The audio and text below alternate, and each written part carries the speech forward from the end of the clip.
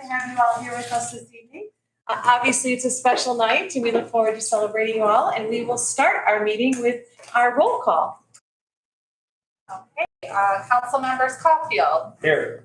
Brenner. Here. Gallagher. Here. Wiener. Present. Rowland. Present. McMillan. Here. And Mayor Hodges. Here. We have a quorum, all present. Welcome, team. Next on our agenda is our Pledge of Allegiance. If you could all stand and honor the flag.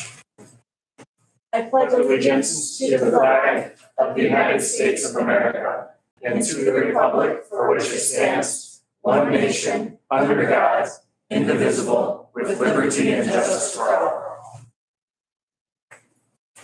All right, next on our agenda is our approval of the consent agenda. Council, before you this evening to consider as part of that agenda is included our minutes from our April 24th regular meeting, minutes from our April 26th budget workshop, our committee and commissions report, our finance report, and our addendum to fire automatic mutual aid agreement. Is there a motion? So moved. Moved by Wiener. Second. Seconded by Caulfield. No discussion because it is consent agenda, so clerk, please call the roll.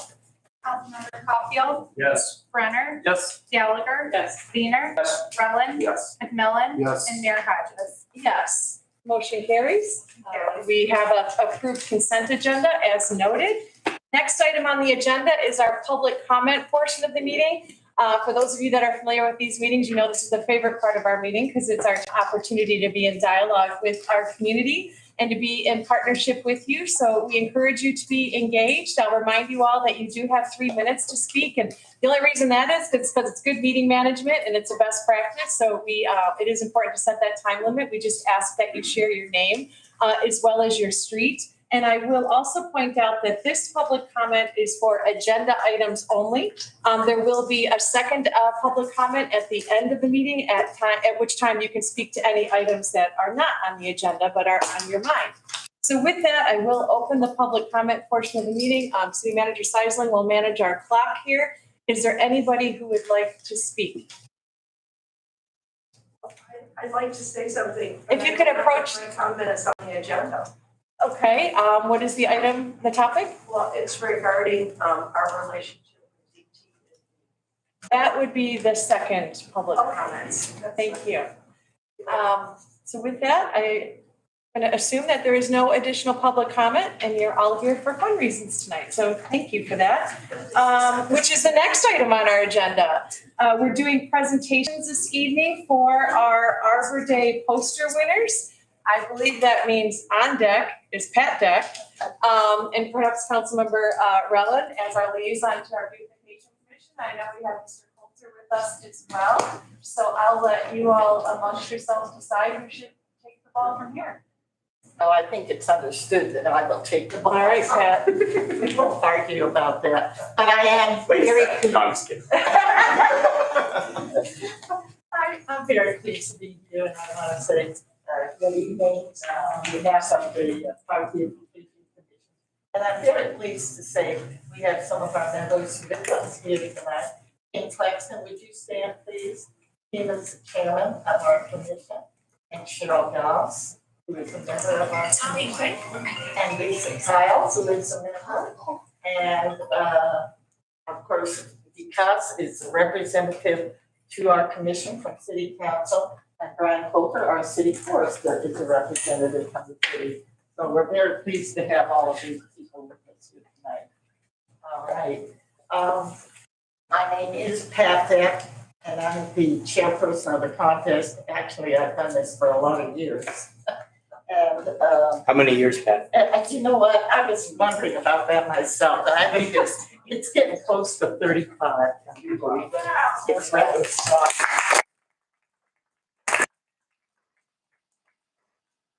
This year is actually the 40th anniversary of Arbor Week, of the Arbor Week poster contest.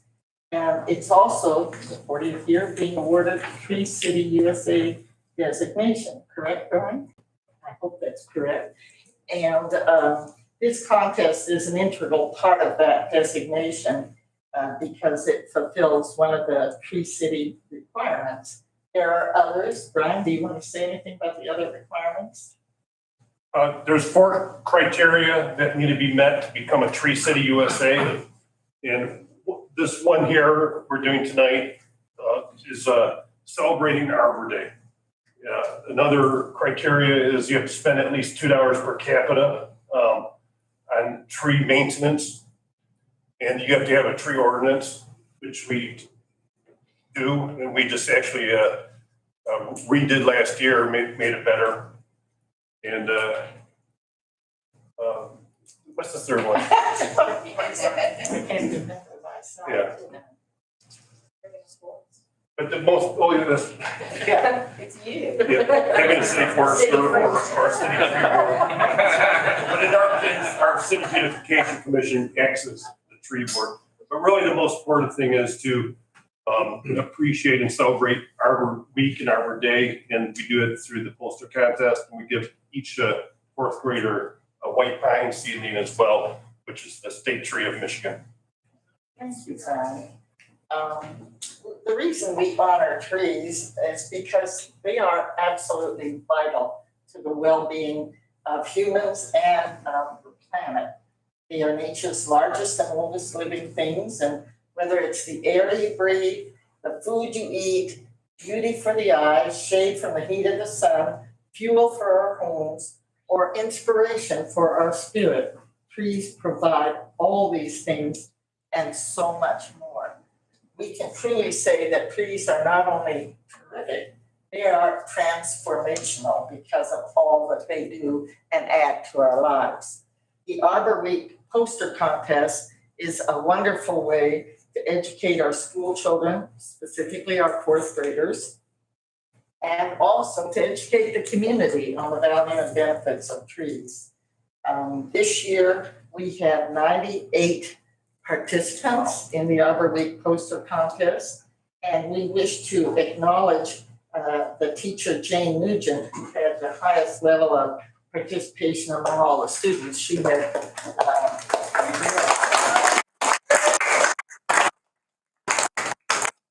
I think Mrs. Nugent is here to hear that applause. I'm sorry for that because that is important. And I want you to know all of the eligible classrooms had some level of participation. And because we've been through COVID and whatnot recently, and the declining number of students in 4th grade, we don't have quite as high a level of participation. We're building back up, but really we have about 70% participation, which is pretty good. We've had higher, but we're very pleased with that. Because the posters don't have any names on them, the judging is totally blind. And the students we recognize here tonight are not only going to receive the honor of being recognized as a poster contest winner, but they're also going to receive some certificates of recognition from the city and some city logo items. And for the winner, we have a cash award of $50. So let me ask the mayor to come down. And I think it might be appropriate to start our honorees by honoring the winner of the poster contest. That is Jean-Marc Payne Franklin. Please.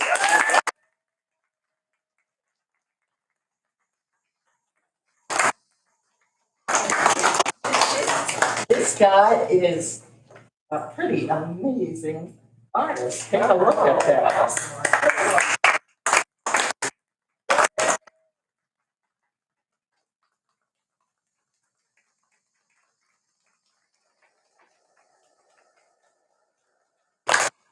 Jean-Marc, we're going to put you on the spot. We want you to tell us what your inspiration was and sort of, what your poster, what message you were getting across.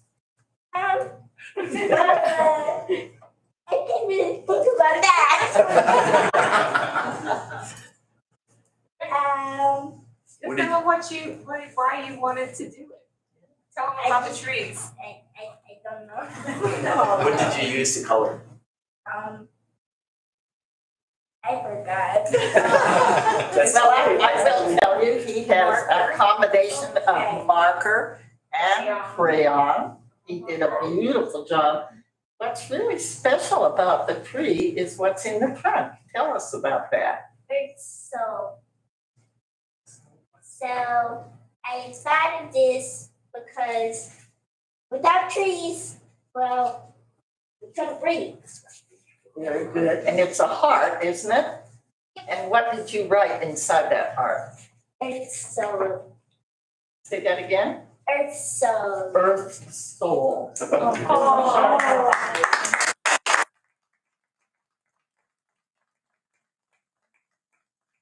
Very touched by that. And then of course on the crown of the tree, he said, save our trees. But you also write something in the rainbow down below. Do you want to tell us what that's it? Trees like respect people.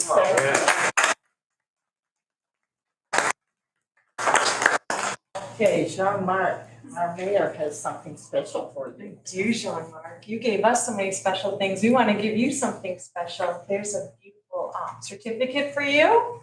A t-shirt, although you're already so handsome, I don't think you need it. A bracelet and a pin. And guess what this is? My money.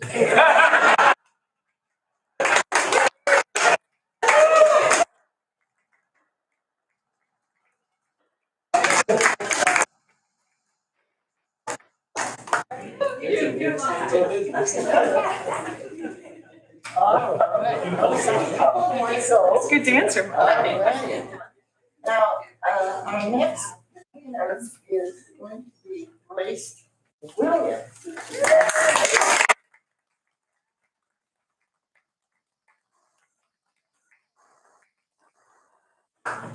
Grace is a student of Mrs. Frakes at Mayor, and Mrs. Frakes is here tonight, so Mrs. Frakes, our applause to you.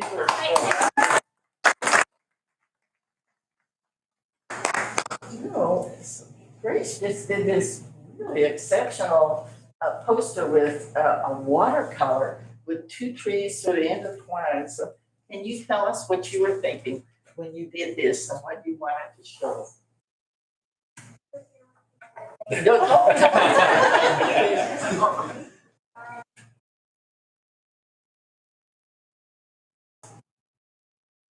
These kids are just inspired and they don't even know what it was that triggered them. You do have something special written there, Grace. Can you tell us what you have written on there? People plant a tree, plant a hope, and to life. That's and she said, he who plants a tree plants hope. It's a beautiful, beautiful poster. And you know, we had quite a time when we were looking at this poster, because there was another one that was sort of similar. And we were just wondering, gee, what is it? Did these two, copy each other or what exactly? I see a head shaking no. Because you know what? Grace has a twin brother and they're in the same grade. So can you tell us anything about your poster? Well, I kind of just decided, I liked the idea of doing a watercolor sunset in the background of my tree, and I decided to make it like red, like the default colors, and this kind of it. Well, yours was also very lovely, but this time Grace got the award. And, I think there's something to this telepathy between twins, don't you? I don't think they copied from each other. They just each have their own ideas. And so it's such a beautiful poster. Thank you very much. I don't know if you know, Grace, but when your name got called, guess what happened? There were some huge smiles over here. So there are some people who are really proud of you, and so are we. Thank you very much for leading us down a path toward green. There you go. Enjoy. Got it?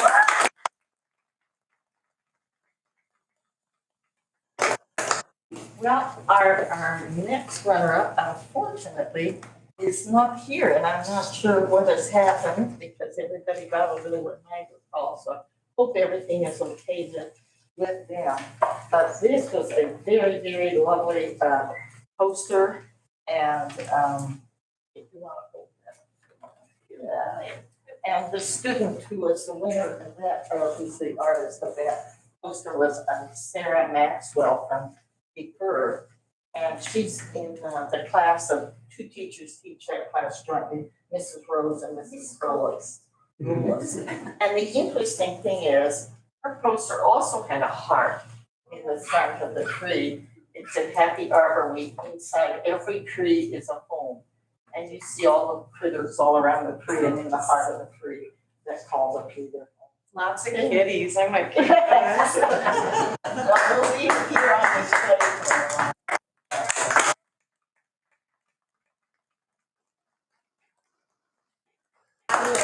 Sure, Grace gets her T-shirt and her proclamation, and I thank you very much. And I just wanted to say, to all the students and to the teachers, we thank you so much for a job that is so well done. And we appreciate also City Council for supporting this project and all the merchants in our area who take great pride in displaying these posters in their places of business. And so we think really every poster artist is a winner. And we give everyone a Michigan White Pine seedling. And this year we had a plant trees pencil for them as well. So thank you once again for supporting these.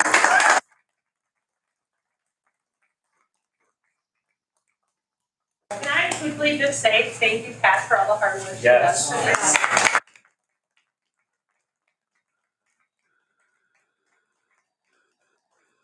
And you too, Kim Cluxton, your leadership as chair, and Cheryl and Lisa and Brian, all of you are marvelous members of our community and continuously building that connective tissue, which is what community is, right? So thank you for all you do. And if you don't mind, we've asked to be pardoned so we can take some pictures. I don't know, should we pardon them, Council? Excuse. Yes, absolutely. Thank you all for being here tonight. Thank you. Families, bye, Denmark.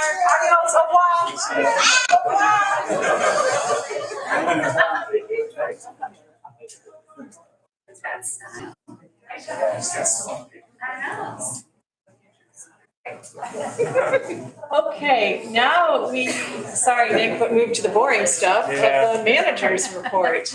Not really boring. Everything's good. Yeah, that's a lot more exciting, I have to say. Oh, okay.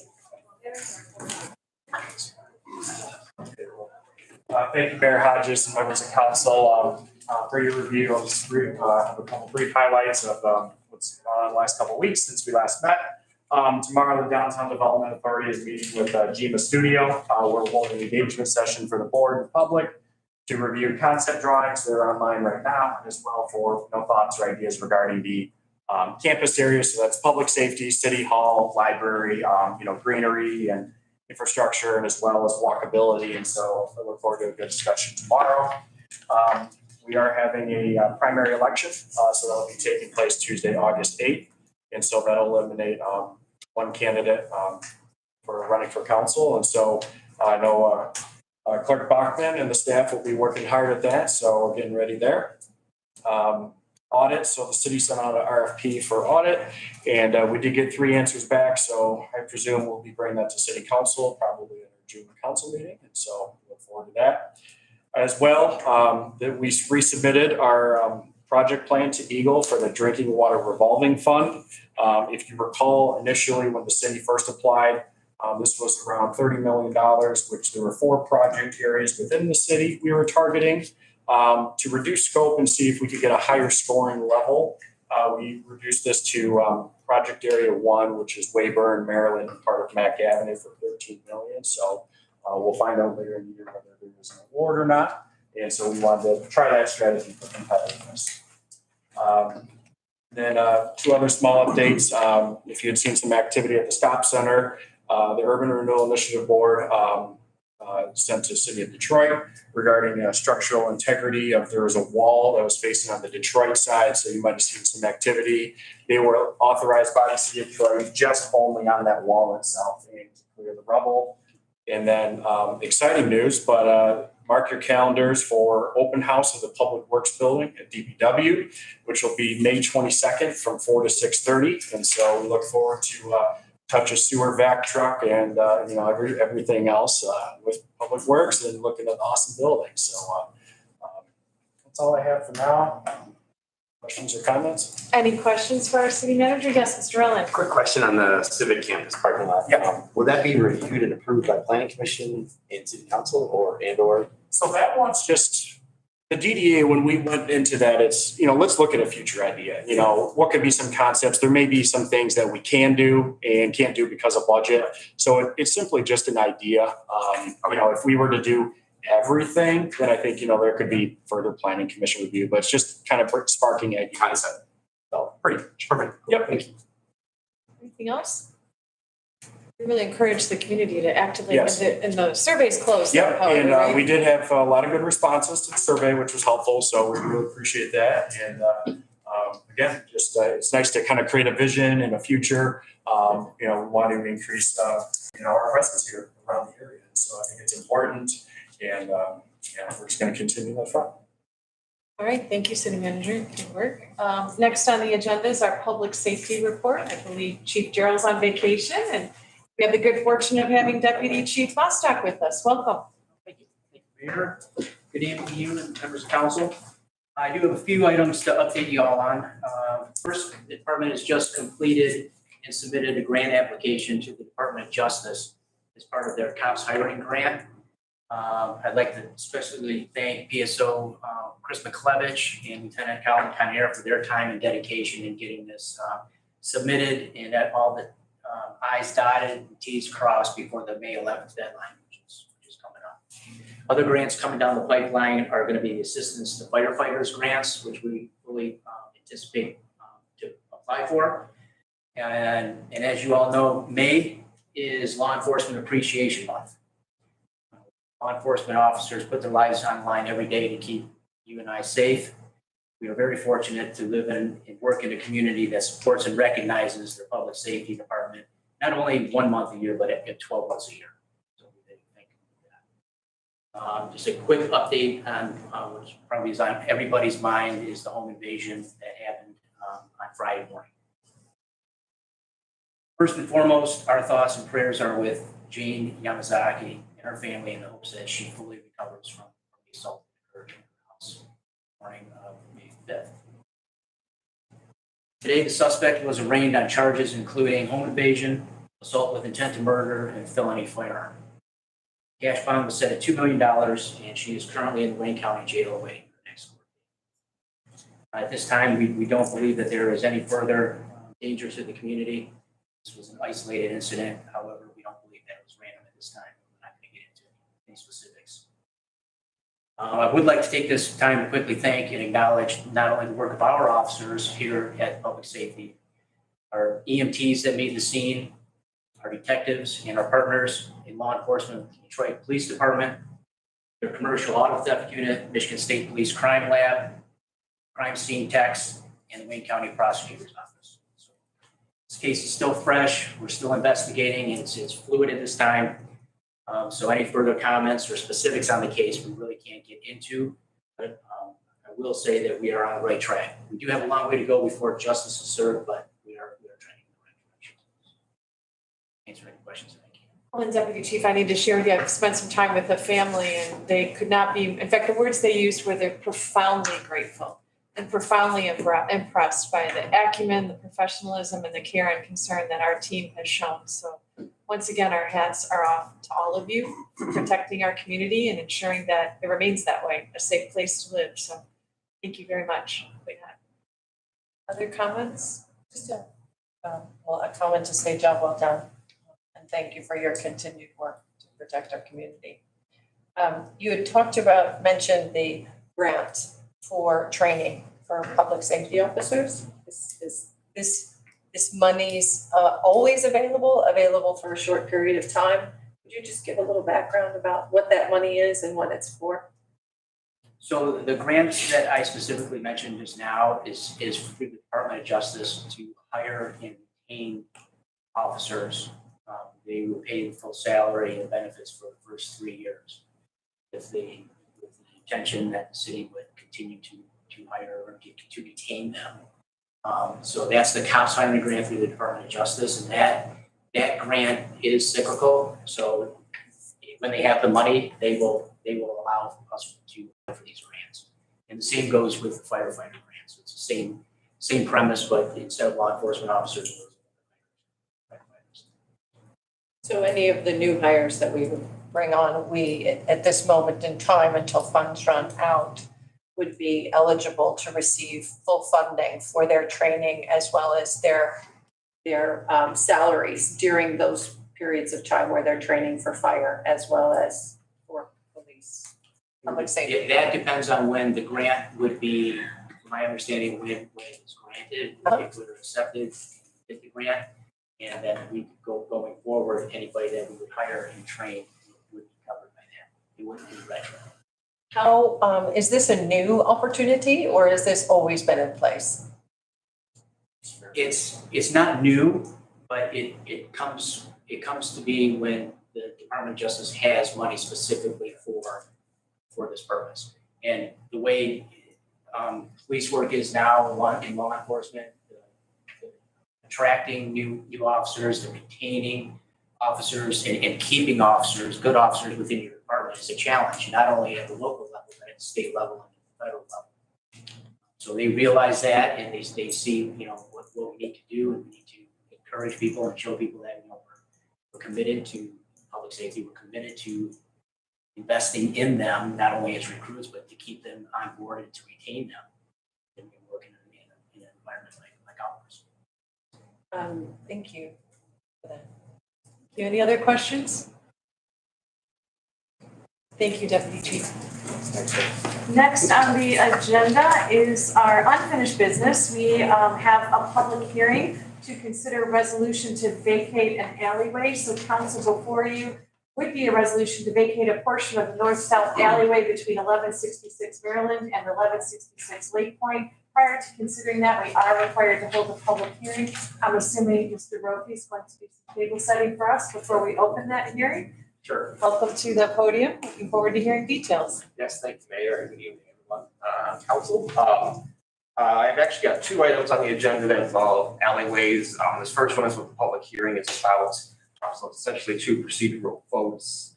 The TIFA has signed the development and financing agreements to develop the existing parking lots, which I'm calling the Park Grill and Atwater parking lot between Maryland and Lake Point. It's half developed now. This is going to be fully developed, brick pavers, stone walls, dumpster enclosures versus heavy dumpster out in the side of 5 Point Hardware. So in order to do this, the site plan that we have been designing calls for, there's the existing alleyways that kind of make a T. We're basically just severing that T in order to do landscaping, pay station, and other things, but everybody will still be able to drive and access all of the alleyways instead of driving down the one alleyway that's directly behind the businesses. You'll now be driving through the parking lot, much like if you were to visit the site now, you can drive through just within a small parking lot portion. So again, this resolution and the legal description of the area is just kind of separating that T. What the TIF is going to do is we're going to grant perpetual easement over the property. There'll be coterminous with the vehicle travel lane, so nobody functionally will notice really anything. You might just be turning an extra 10 feet earlier into the driveway versus going down the alleyway. But everybody will still have all their property access preserved.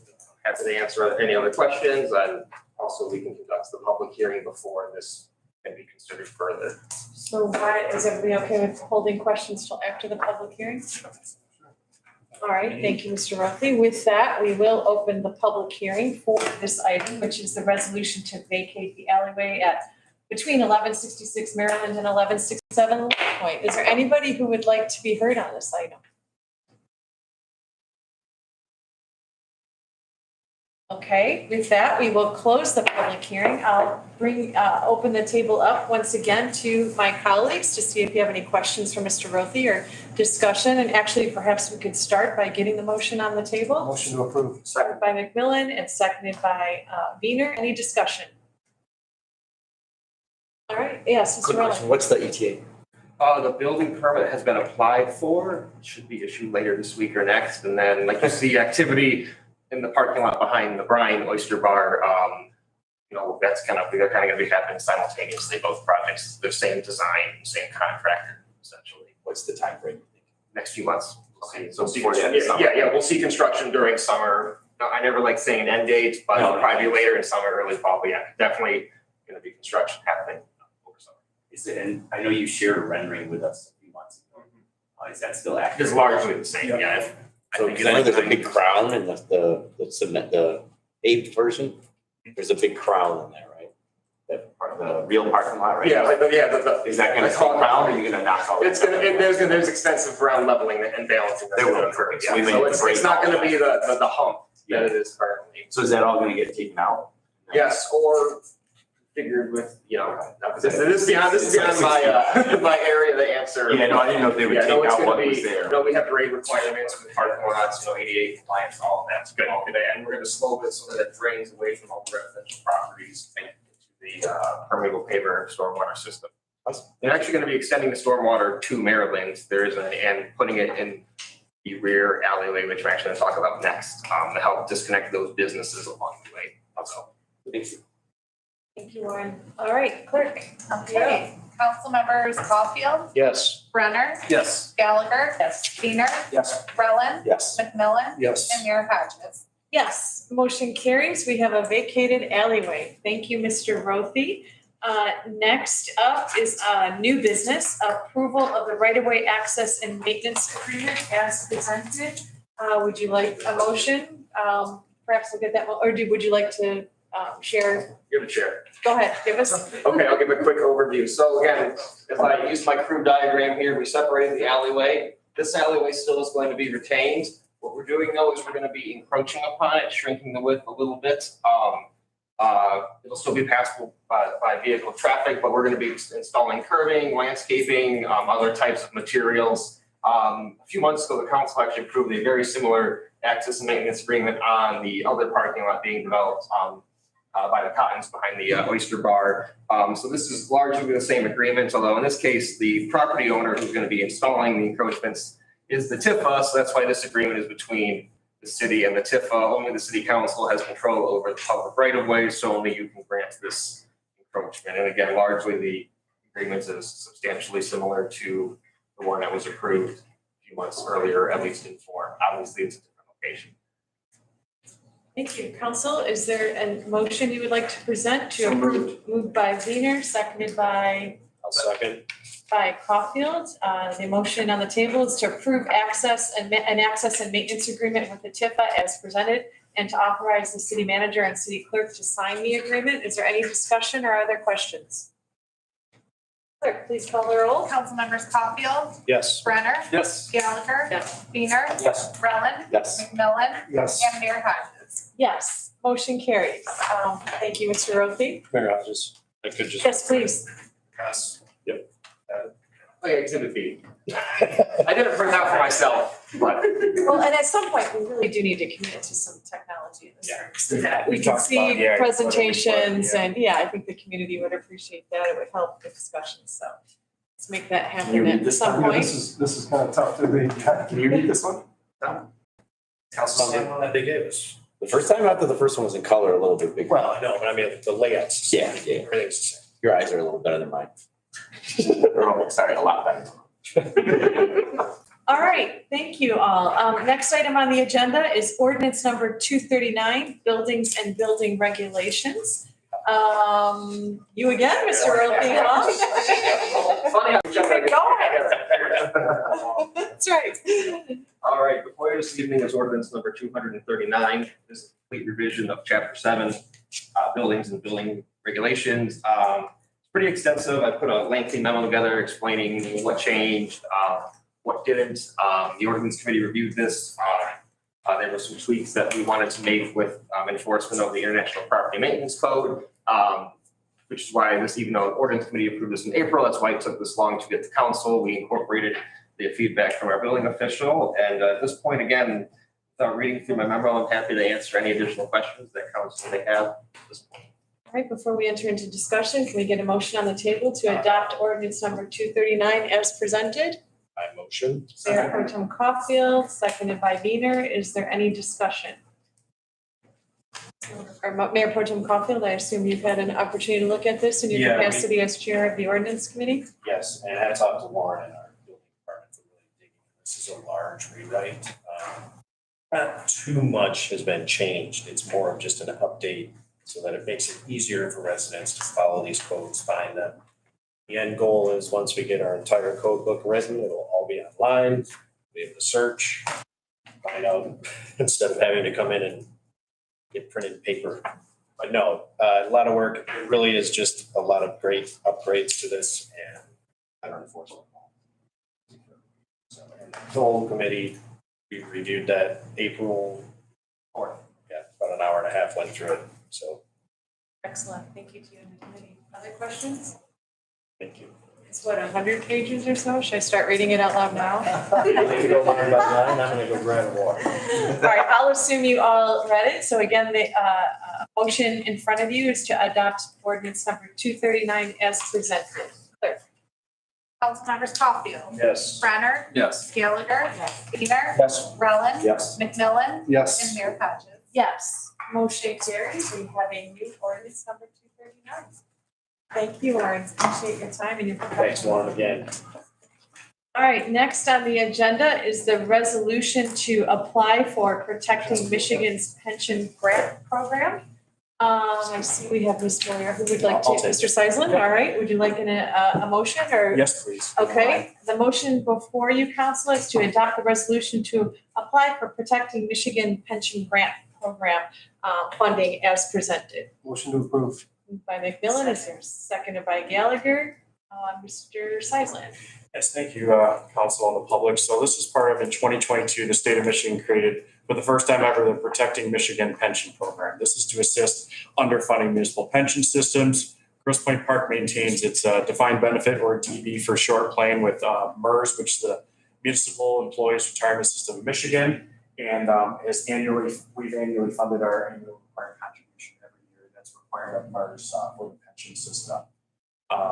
And so as of December 31st, 2021, the city's pension plan had assets of about 28 million roughly, liabilities of 52 million. And we're at a funding level of 54.5% as of December 31st, 2021. The grant payment the city expects, again, depending on funding levels, could be up to 2.9 million, but we'll see how many applicants actually do apply for this grant system. And applications are reviewed by Treasury. And notifications of awards are expected, which are on the Treasury website. They said by July 17th. We'll see if that happens. And payments are due to awardees by August 30th, 2023. So again, both of these are in the new fiscal year of 23-24. And those funds will be paid directly to MERS. Those are not going to the city.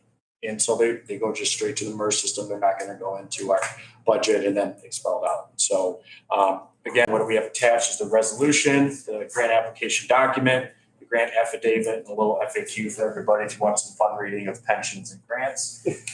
And so the team here, myself, Ginger, and Warren, we work with staff and presenting this. So I'm glad that the state of Michigan sees the value in helping out our Michigan communities, because this is not just a Grosse Pointe Park issue, this is a state of Michigan issue. And so I'm happy to and pleased to see that our government's seeing that to help. Excellent. Any questions? Mr. Brenner? I would just, again, semantics really, but it says the grant payment the city expects to receive. Is that a real expectation, or should that read the grant that we hope to receive? Could, yeah. Is this likely to be the typical scenario where we hope, not expect to receive 2.9 million and then as usual, we just are too comfortable of a community to receive anything? Is there a real expectation of getting something? There's 750 million available for this grant, and so we're very hopeful we'll get some amount of funds for it. Obviously, the 2.9 could be the maximum amount. That would bring us to 60%. Right. And the goal of the program is to bring everybody to 60%. It's to bring it to 60%, and there is some There is another program for those municipalities that are above 60%. There's just not as much funding available as those that are under the 60%. Right. And this also applies to Grosse Pointe Park and other communities that are MERS, as well as those communities that have their own pension system. So this is across the board. Do we know what the funding gap is overall for those communities that are under 60%? I mean, so there's 750 million allocated. Do we know what it would take to get all of the communities like us who are under 60 up to? Sure, the state of Michigan. Okay, I'm sure, yeah, I don't have the number off the top of my head, but As it's usual, trying to gauge the likelihood of actually getting anything. I mean, 750 million is a huge number, but if there's 1.5 billion that, communities in Michigan need, then we can expect to get nothing as usual. I was just curious. There were some cities that had only funded 10%, like Hamtramck, I think, and Highland Park. So if whatever they need to get to 60%, to Brian's point, is we're not sure if 750 is going to be around to help us. Right. So, yeah. That's why this grant program is put together. They said, here's how much is available, and it's up to the community to apply. Yeah, and who knows, some people might not apply. Got it, yeah, might say, hey, ran out first. And not to detract from the good work. Thank you for applying and being aware. I mean, absolutely, full steam ahead. But Councilmember Gallagher? Thank you. So we pay into our pension fund now more than the minimum in order to bring us up to Where we need to be. not the last 2 fiscal years. We had been paying over the required payments, so whether that was 200,000, 300,000, but the last 2 fiscal years, we've just been doing our ARC payment. Okay, so if we receive this fund and it brings us to our minimum requirements, does that give us budget relief? So it's gonna help for possibly a year, but then they're gonna take the, market the following year, and more than likely, it's gonna drop our funding level down again. And so this is just a one-time bump to help us, but more than likely, with the trend we're at right now, it's gonna go down. Okay, so we may see some budget relief in what our payment is in the next year or not. And that's contingent upon the amount of money we get and what it brings us, Right. how close it And brings us. collect bargaining. So. Okay, so the last 2 fiscal years, we have not paid extra. I thought last year we paid No, we extra just did into our, the we just did our required. minimum Yes. requirement, which Right. was 2 point something, 2.3, Yeah, it's around 2.3 or 4, 2 point, somewhere around there. yeah, it's in the budget. It's in the budget. Thank you. Yep. All right, thank I you. do think it's one, Yes, Councilmember Gallagher. obviously, look, gotta apply for every grant, fingers crossed that works. I do think it's worth noting though that, I thank Mayor Hodges and City Manager Zeisler because, I don't know if the residents know, but with all the meetings you've been having with our legislators, with our representatives, this has been a major point because this would be a huge boon for our community. And I know that's been a big talking point, especially considering now, Senator Hartelli met with, and then obviously Speaker Tate being our representative, that hopefully we have a better avenue for that conversation. So anyway, I just want to say thank you for the work Thank you you've for done on that, that front. right? Yes, I think you're right. That's the essence of advocacy, right? When you build those relationships, because it actually helped bring the legislation to fruition too, which created the fund. So we need to continue to do that and hopefully continue to experience the benefit as a result. And thank you to Ms. Moriarty and Mr. Seisland as well for pursuing these dollars. They don't solve the structural issue, but they do help and provide some budget relief. We'll take every, and can you remind us as well, Mr. Seisland, did we budget prudently on this for 23, 24? Did we, assuming we were getting? We did budget still the required payment. Okay, so this would okay. All this money goes directly to MERS, so. But it would reduce our payment requirement. For about. For one. No, it would not. Okay. It's basically a side injection to get us to a funding.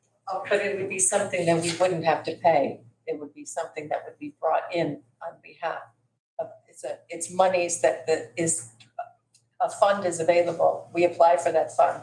That fund, if available to us, will move into our MERS payments, which are required by our state, our city. If they are paying that fund to bring us up, it relieves us of that money.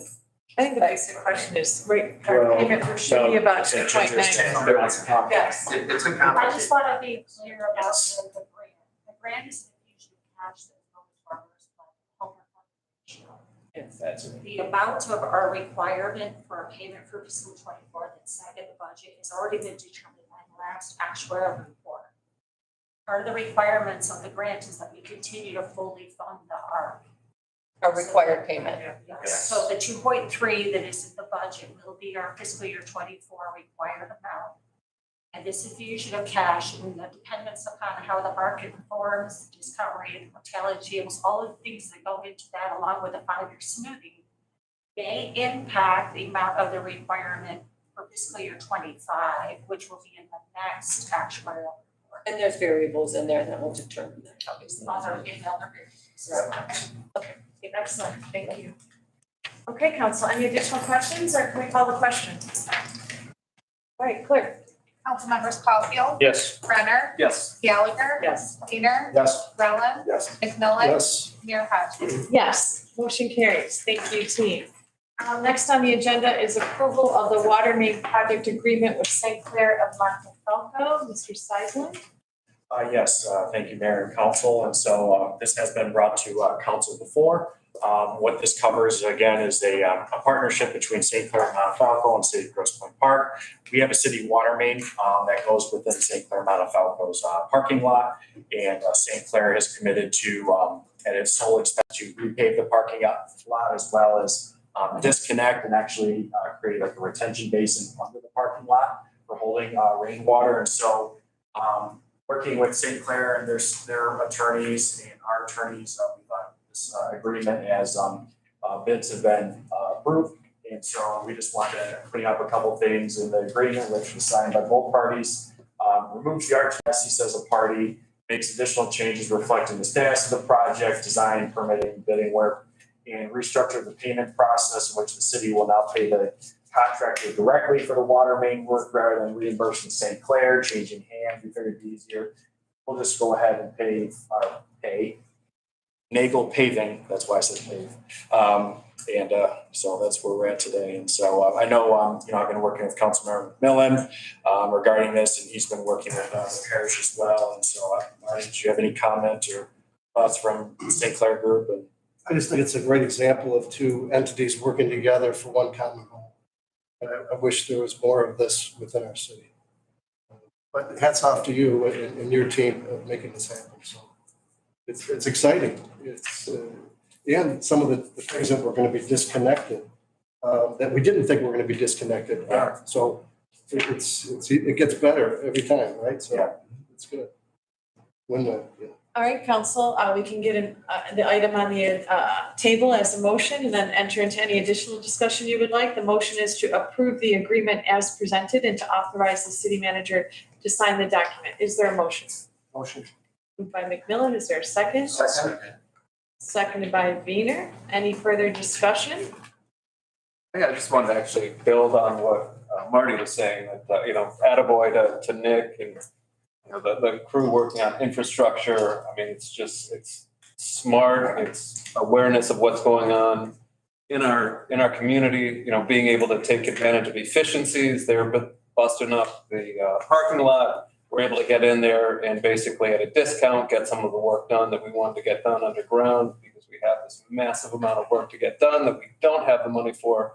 So just, again, nice work, identifying situations where we can, save some money and ultimately get more of this work done for, at less cost to our residents. So it's a nice work and way to be aware of these things going on around town and, again, where we can increase some efficiency. So thank you, Nick, and to the team.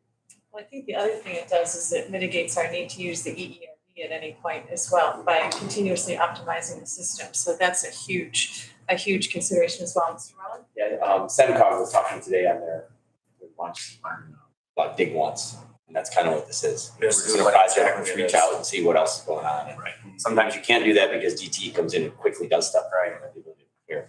Yeah, there's been a lot of this. You're exactly right. I mean, even with the Michigan Infrastructure Council as part of that, I mean, that's the plan is, all of the utilities, municipalities, dig once. Like, if we're all going in at the same time, we can find a way with funding, instead of ripping up the road 2 or 3 times. And the permit and ordinance process should help all this. Yeah.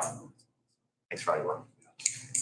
All right, Ms. Stockman, could you please call our roll? Yes, council members Caulfield, Yes. Brenner. Yep. Gallagher, Yes. Weiner, Yes. Rowland, Yes. McMillan, Yes. Mayor Hodges. Yes, motion carries. Thank you all. Next is to approve a sewer cleaning and root treatment proposal. Mr. Yeah, Seisland? I'll take that. Okay. Yep, so Patrick Droz could not be here tonight. He had to catch his son's T-ball game, pretty good excuse. So, but 2021, we approved a contract for sanitary sewer televising to Pipe Tech, who was in our community for many months and worked commensurately thereafter, finished in 2022. Several areas of the city still require additional heavy cleaning, root treatment in areas that they will televise. And so the city and OHM, we were extremely pleased with Pipe Tech as a contractor. They're doing work in the city of Detroit. They're also over in Grosse Pointe City. And so I would like the council to consider a motion to extend the contract with Pipe Tech for $250,000. And on that note, is there a motion? So moved. Moved by Wiener, seconded by Caulfield. Mr. Wiener, do you have anything to add, given your role with the infrastructure committee? Yes, so this is a big part of the ongoing work to optimize our systems. Now, I do think it's worth noting, because we have discussed this in previous meetings, but there is sometimes a little bit of misconception. When the scoping was occurring, the intention was to cover the entirety of the city. But part of it too is the age of the system, and a big portion of this is the manholes, because it's not like it's a little robot just tunneling through sewers. What ends up occurring is we're going off of manholes. That's where we get access. And unfortunately, due to the build out, there's a lot of areas where we just don't have the manholes mapped out. So they actually have to kind of go in section by section. So again, don't think it means that there's, cave-in or anything or an obstruction. It's just that we have to keep building out the models. And this is actually important in the community here too. If you are aware of a manhole cover, if there's been work done in your backyard over the years, please communicate it to us. It's very helpful. It speeds the process along. That said, we're going to keep building up the models. And again, as we go further and further, it becomes easier and easier. And now we have a part of it too is going off of the old charts. This way we can kind of modernize all of our data, how we map it out. It makes it a lot easier to access and work on the broader system. In addition, it's not just scoping. We're going to be doing, as they see anything, debris, silt, they can continue cleaning, backing. Previous go round, we took out again 900 cubic yards, which is a tremendous amount of sediment, and they're going to do root treatments, et cetera. And so this is a big cornerstone to all the other work that we're looking at doing. Excellent. Thank you for your leadership. And this is budgeted in the budget already. Questions? Any other discussion? Just real quick, good. You spoke first. You may go first. This is gonna primarily focus on the 22% that was on. Yes. That's the first step, and then this will maintain and continue on. Yes. I just want to make sure that that's clear. Yep, now that was certainly our focus, making sure, south of Jefferson and there was some areas that treatment was needed. So that was identified the first one. Yeah. So the 22% you referenced as well? We were unable, it's about, what is it, max In 22 or is it? 22%? Well, it was one of those, as they had difficult areas, they would move on to other arers because again, we want to get the Remember the maps? just So this is the remaining 25%. correct. Well, this is, And ongoing. this is ongoing. So again, this is it's $250,000 of work. It does not mean that it's going to have the entirety of it mapped out. We're going to see that work as we get there. And to be honest, we've talked about this before too. This is exactly the type of preventative maintenance we've talked about at length over the years. We want to keep mapping this out, but again, cleaning the sewers, ongoing kind of maintenance of it, that's key. Now, you're not saying that $250,000 is something to expect every year. Right now, the goal is to kind of finish the areas that we couldn't fully do, and we're going to keep building off of it. And just as we had before, we'll get reports as it's going. I mean, this is going to be going for several months. And as we see, we'll make sure council's fully aware. So just to finish, so the expectation is that this will finish what we set out to do in the first place. There were pieces of there were pieces that we couldn't get to, or there was too much debris, or locating storm drain covers, right? So this is what we're looking at. Yeah, we're targeting the areas that we couldn't get to. So I think we previously budgeted for Pipe Tech 1.1 million for the cleaning, for the That was from the ARPA money. ARPA money, yeah. for the what? the American Rescue Plan dollars, the city, council approved that time up. Yeah, right. No, that's two. No, two councils, 2 years. Before this council. Yes. We approved 1 point something. Didn't we approve $1 million? I'll come back to that. It's not fun. So I just want to understand how much we're spending overall in terms of to clean the pipes and to get them. So we're at 1.1, we're looking at another 250. And the anticipation is that we will have a clear mapping and we will have clarity in all of our infrastructure and understand where those rates lay, unless there's something else that comes up on one-off here and there. But is that a fair assessment? Still working on that. Okay. Thank you. Okay, Councilmember Caulfield, Yes. Brenner, Yes. Gallagher, Yes. Keener, Yes. Rowland, Yes. McMillan, Yes. and Mayor Hodges. Yes, motion carries. Thank you to our infrastructure team. Next up for consideration is approval of the proposal for the Lavin Center sun deck repairs. Mr. Seisland? Yes, thank you, Mayor Hodges, members of council. So Lavin's Activity Center Sun Deck, which is just below the McKeever Lounge if you're upstairs at the Lavin Center. There's some cosmetic repairs and waterproofing that needs to be done. You'll note in your photos that there's some rebar actually showing from the concrete. And so, there's some safety hazards and inability to protect our pool equipment in the pump room. Especially concerning being that the city did, just replace the boiler, and so we want to make sure we keep that watertight. We don't have leaking in there from, the rainy season, and then we're going into winter. And so I know Director Craig worked with Public Works, reviewing proposals. You will note too that the proposal from Rand Construction Services from October 22, that is still the same payment today. They will hold that dollar amount. This dollar amount was budgeted at $26,500 in the city budget. And the number came down at about $24,200. We get a motion on the table to approve the proposal submitted by Ram Construction Services for this purpose. Motion. By Caulfield, is there a second? Seconded by Rowland. Is there any discussion or questions? Clerk? Okay, I'm Councilmember. sorry, Mr. No, Caulfield. I was just gonna say, this is just another area, and thank you, because I know there's the residents for budgeting this and allow us to budget. This is just a lot of preventative maintenance that we're playing catch up on, long overdue, including our sewers. So I know it sounds a little painful right now, but to your point, does. to your point, protecting that boiler. Yes, Steve. What's our warranty on that? Okay, Councilmembers Caulfield, Yes. Brenner. Yep. Gallagher. Yes. Keener. Yes. Rowland. Yes. McMillan. Yes. And Mayor Hodges. Yes, motion carries. Please proceed with those repairs. Thank you, team. Next up is approval of the City Hall concrete walkway repairs, another maintenance issue. Yep. Mr. Seisland? Yes, so that would be the walkway that is directly out these windows, right outside the front. Used to be the front entrance of Jefferson. So my office is right by here, and also of our staff. And, we do have residents that walk by quite a bit. And there's some significant tripping hazards and concerns that we felt it'd be good to repair this area, level this concrete out. And so Tom Jenny, working with Mike Kraus and others, were able to take a look. And Asphalt Control Corporation, they've done work for us, and we're pretty satisfied. So we just thought it should be good, another maintenance item. Is there a motion to approve the quote by Asphalt Control Corporation for concrete repairs at City Hall for an amount not to exceed $9,230? Motion to approve. Moved by McMillan. Is there a second? Seconded by Rowland. Is there any discussion? Question. Yes. I know we talked, the DDA talked about some improvements out there. We just talked about big ones.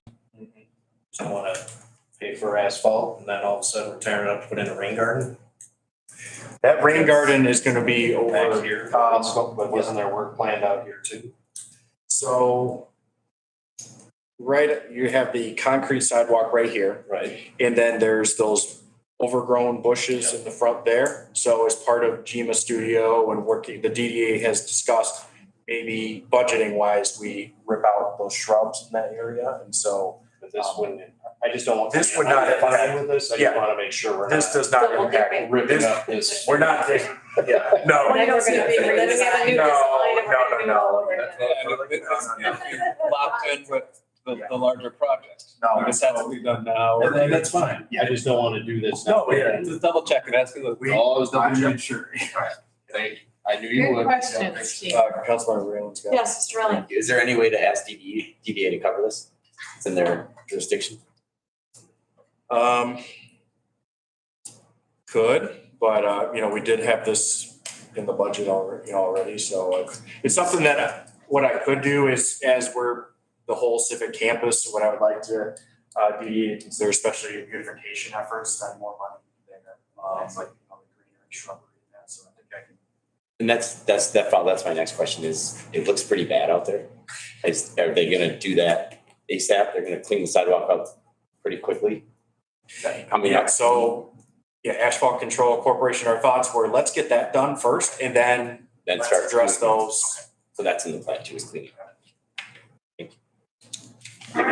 Clerk, please call. Councilmembers Caulfield. Yes. Brenner. Yes. Gallagher. Wiener. Yes. Rutland. Yes. McMillan. Yes. And Mayor Hodges. Yes, motion carries. Thank you, team.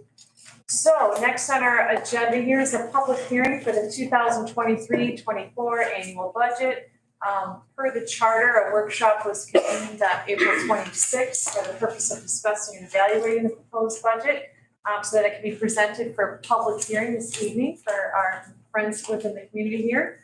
And then subsequently be considered for adoption by the city council, which is also required by charter. And that would be section 8.3, which requires the public hearing, a requirement we can expect to fill now by calling this hearing to order. Would the administration like to make any comments before we open that public hearing? No, again, just to reiterate from our budget workshop, I would expect throughout this coming fiscal year that we're gonna have some budget amendments and changes. As we're onboarding new staff with Ginger and Megan, everybody have how we should move forward as a city in regards to our budget. And so I'm very excited for the opportunity with this budget. And again, the presentation that we'll see for the next budget. And so with the good work and help of all of our department heads and staff team, and really thanking Jane Blake for her hard work. She was the one that really was working on this budget, and then we had the transition and that. So everybody pulled the resources together, and hats off to everybody. All right. That's it. And with that, we will open the public hearing for the 2023-24 budget. Community that are present today, we welcome you to approach the podium and share your name as well as your street and anything you would like to share. Is there anybody who would like to speak?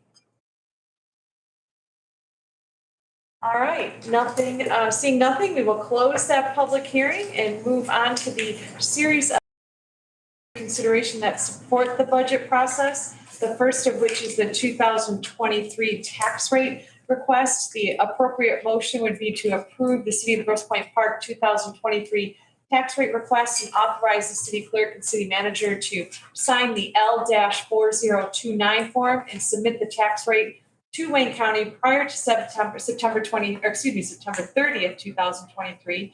And the village rate in question is 13.0216 levied on July 1st and 6.0267 to be levied on December 1st. Is there a motion?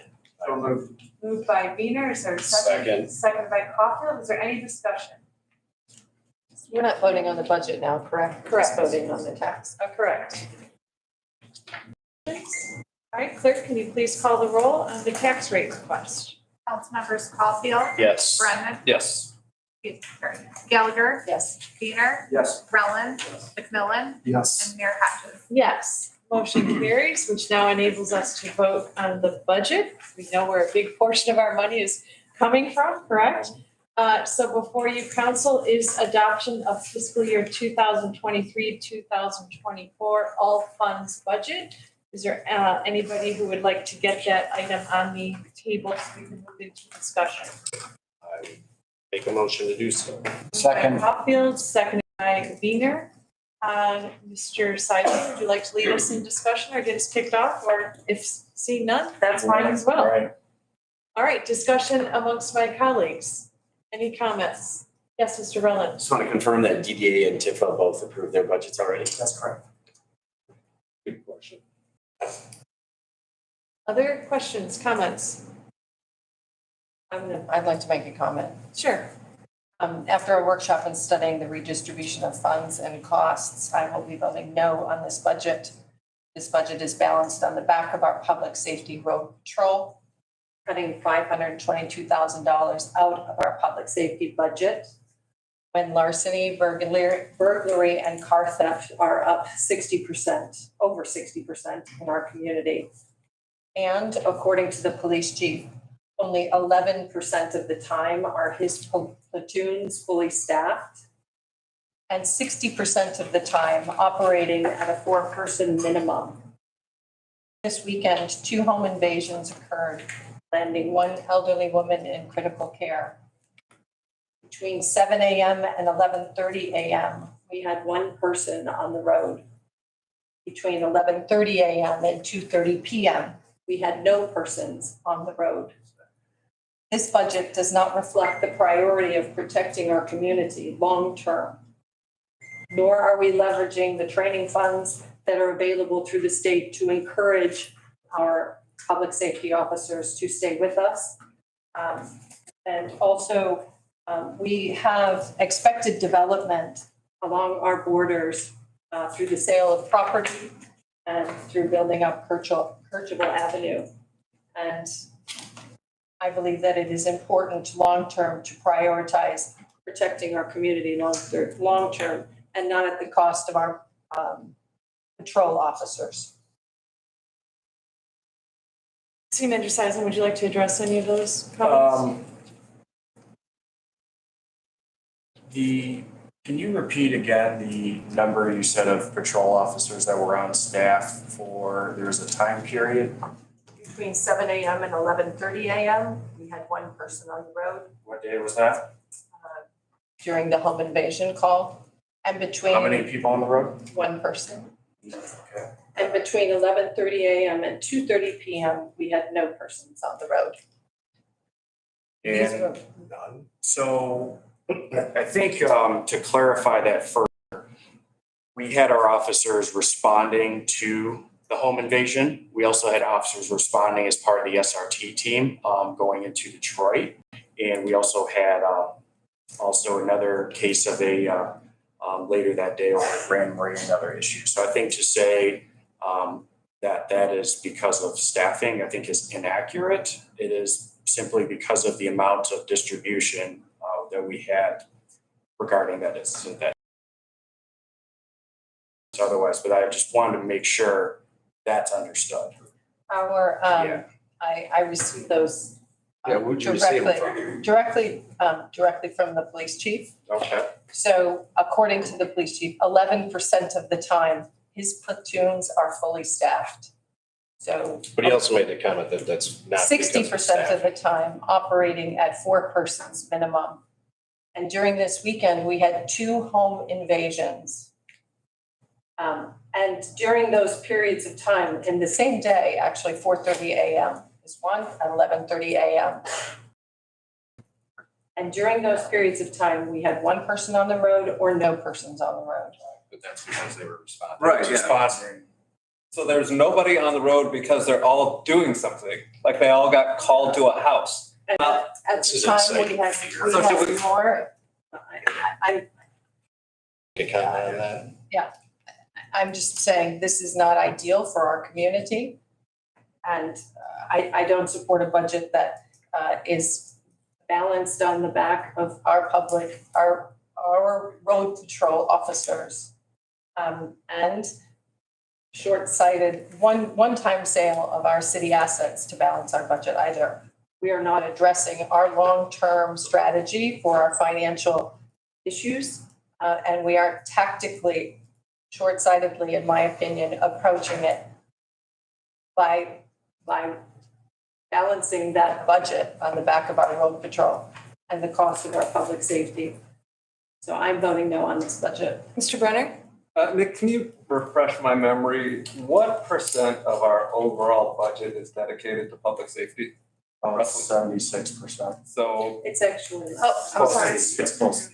so 3/4 of our entire budget is dedicated to public safety as it stands. That's correct. Leaving 24% for everything else. Right, that's correct. Okay. And again, yeah, I recall Chief Gerald saying that 60% of the time, there are 4 people on a platoon because 1/3 of the staff calls off. And Not we allow because it 2 is officers understaffed. off. We allow 2 officers off on a shift. Yeah. Right. So I would say simply that in my understanding, it's not 74% of the budget. We're actually at like 64%, 62% actually. The state average for funding is between 60 and 70% across the board For public safety. for public safety. This is an average, and we are right at average, actually just below average. And when we have 6 people scheduled for a shift, and 60% of the time, we don't have 66 people scheduled for a shift. People are allowed to, if you have 6 people, you assume no one takes a vacation, no one takes the time off, no one calls in sick, no one has a family emergency, no one has a T-ball game to go to for their kid. Right? So if we assume none of those happen, then we're fully staffed at 6. Right. But that doesn't happen, but 11% of the time. And I think that morale is really important. There is $83,000 of overtime pay, and I think it's $50,000 for comp, which contributes to the budget spend. So I just don't believe that we should balance the budget when we're looking at expanding and developing along our border, when we are seeing an increase of crime, larceny, burglary, and car theft up over 60%. I think that it is not a strategic, and as we have just learned, that the state is providing money to entice hiring and keeping of public service officers available, up to $25,000 per, as well as covering the $25,000 and covering their salaries. If we are going to develop our borders further, we should be looking to entice public safety officers into our community to protect us and our community during those expansions. And we are now at a time where free money is available to us to have training and paying them during training, and we're not leveraging that. Hold on a second. I'm just curious, does developing- We just applied for it. It just came available. It's not an everyday thing. You just heard, we just applied for it. How can you say we're not live? How are we not leveraging that? Because we are not replacing, we have in No, our hold on. budget, You're- I'll answer your question No, if you're you'll not, let me. because you're going off. If you'll You let said me. we are not leveraging the free money that is available to us. What did We we have- just I apply? will answer your question. Okay. We have, at our budget, we have 7 people who we are not replacing in order to balance our budget. 5 of those come from public safety. 1 comes from the park and 1 comes from administration. We are not replacing 4 public safety officers, Well, that doesn't patrol answer my officers. question. Those 4 public safety It's not officers answering my who could be replaced would be able to have training for free, and their salaries would be paid for during that training. So because we're not replacing them, we are not leveraging the opportunity to have those funds paid for. Are you currently searching for public That's safety only officers? if you receive those grants. Are you Yeah. currently interviewing public safety officers? Right now, we have a rolling application, but, right now, You had a few in the past. we've had a few in the past, but again, it's staffing, it's hard to find officers right now. It's. Well, that's what I'm trying yeah, to say, is yeah. that we're not replacing. We're actually out looking. Well, We have applied for the grants. Yeah, and one other clarifying. How can thing you is say that- it's not true? Because there's a hiring freeze with the police department. They're not replacing the 5. And if you read the front part of the budget, it says there are 7 staff members across our community, our administration, our public safety, our parks and rec, who are leaving and not being replaced. That is accounting for over 550,000 of it is coming out of public safety budget. It's on page, it's right in the public safety budget. 550,000 of that, I guess. it's not being replaced.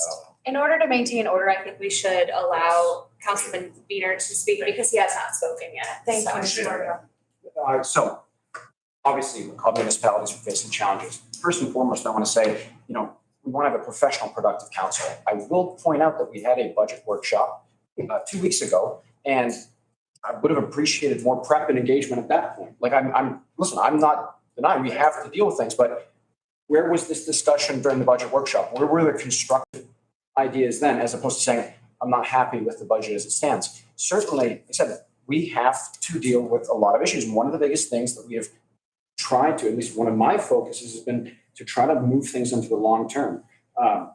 We were facing $1.1 million deficit going into this. So the idea that we're going to retain officers if there's a looming budget crisis facing the city, I think one of the single biggest ways to retain personnel is to show them that we're on a stable financial path. We're trying to do that. Just like with infrastructure, we're pursuing all the grants. And I don't want to kind of belabor all these points. Again, I just want to point out that we could have had a much more constructive conversation at the time when we were working this out.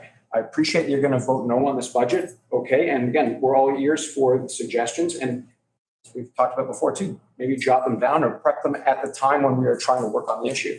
So, but Like I said, I did ask for suggestions at that We time did. too. Actually, if you listen to what I said in the beginning, after our workshop and studying the redistributions of funds and costs and questions that I have submitted to City Manager Seisler, to which you are copied on those responses, so. in what so- form?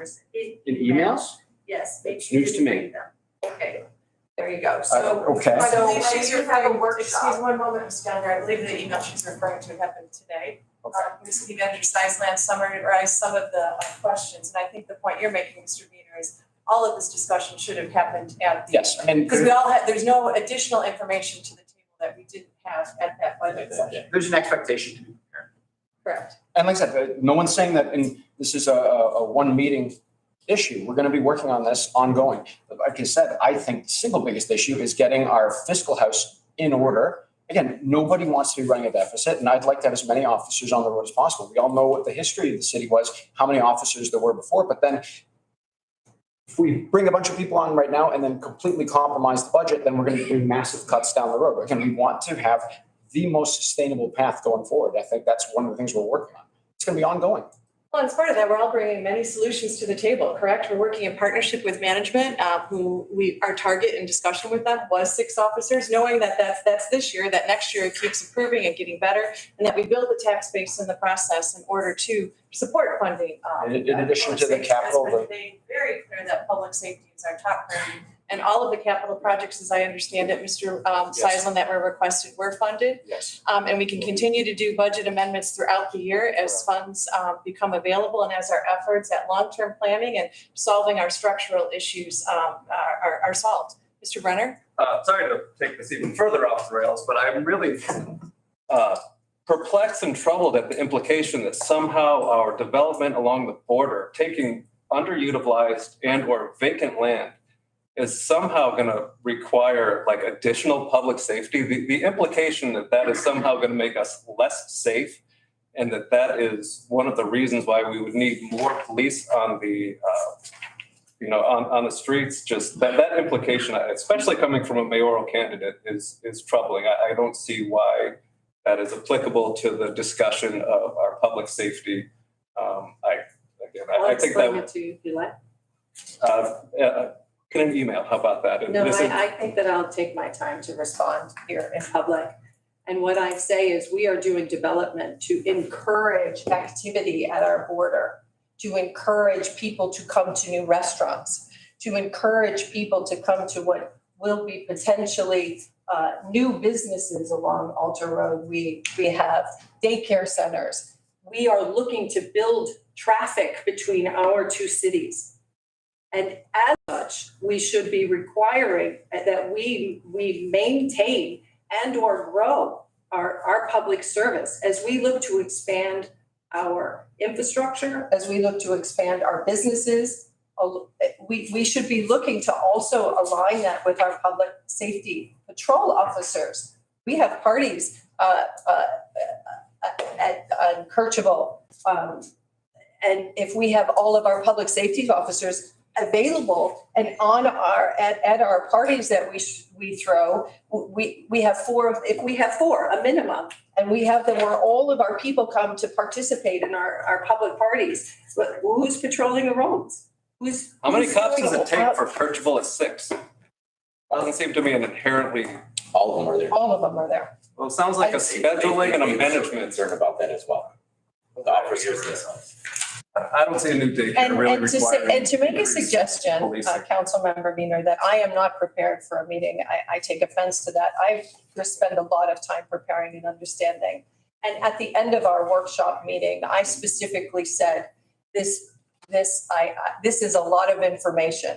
And the information that was presented to us and we walked through, it was very clear that not only was it presented differently than it was the fiscal year before, and the budget looks differently. We have a new finance director who we have closed out a $265,000 budget for trees and dispersed it across the rest of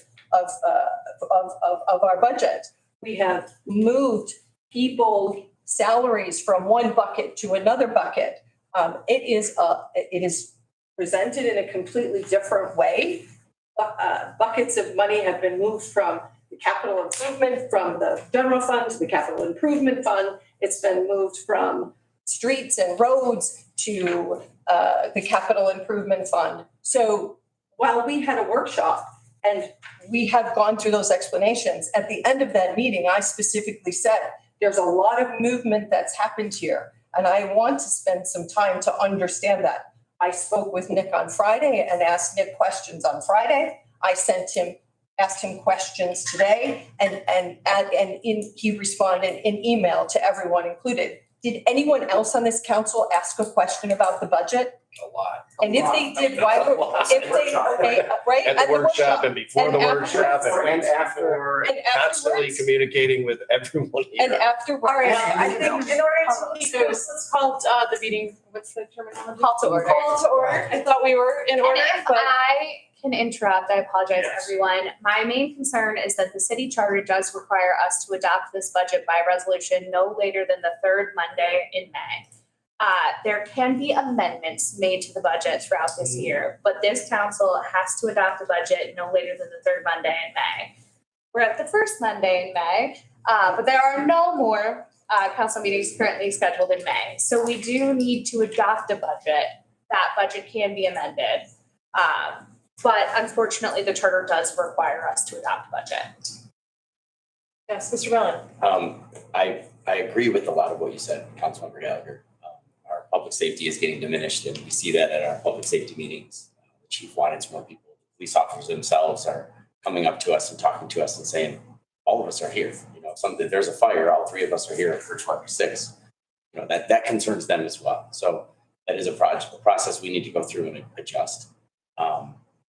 And it was the same for, like you're saying, new development's going to require more police officers. I think that's what the bottom line is, that as we get more development, we're going to get more traffic. And I've been fighting for years. When the SCAP Center first started, they wanted to have a police officer there at every event. Well, they wanted to have events every weekend. So that's the line, and we were going to give them a free police officer. And I was like, that's impossible. Unless they're going to pay for those services, we can't just dedicate one to there. So I agree with you. I admire you trying to improve our public safety numbers, and I'll support you on that all the time.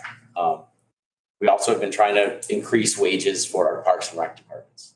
The budget, it's just tough. I'm with you.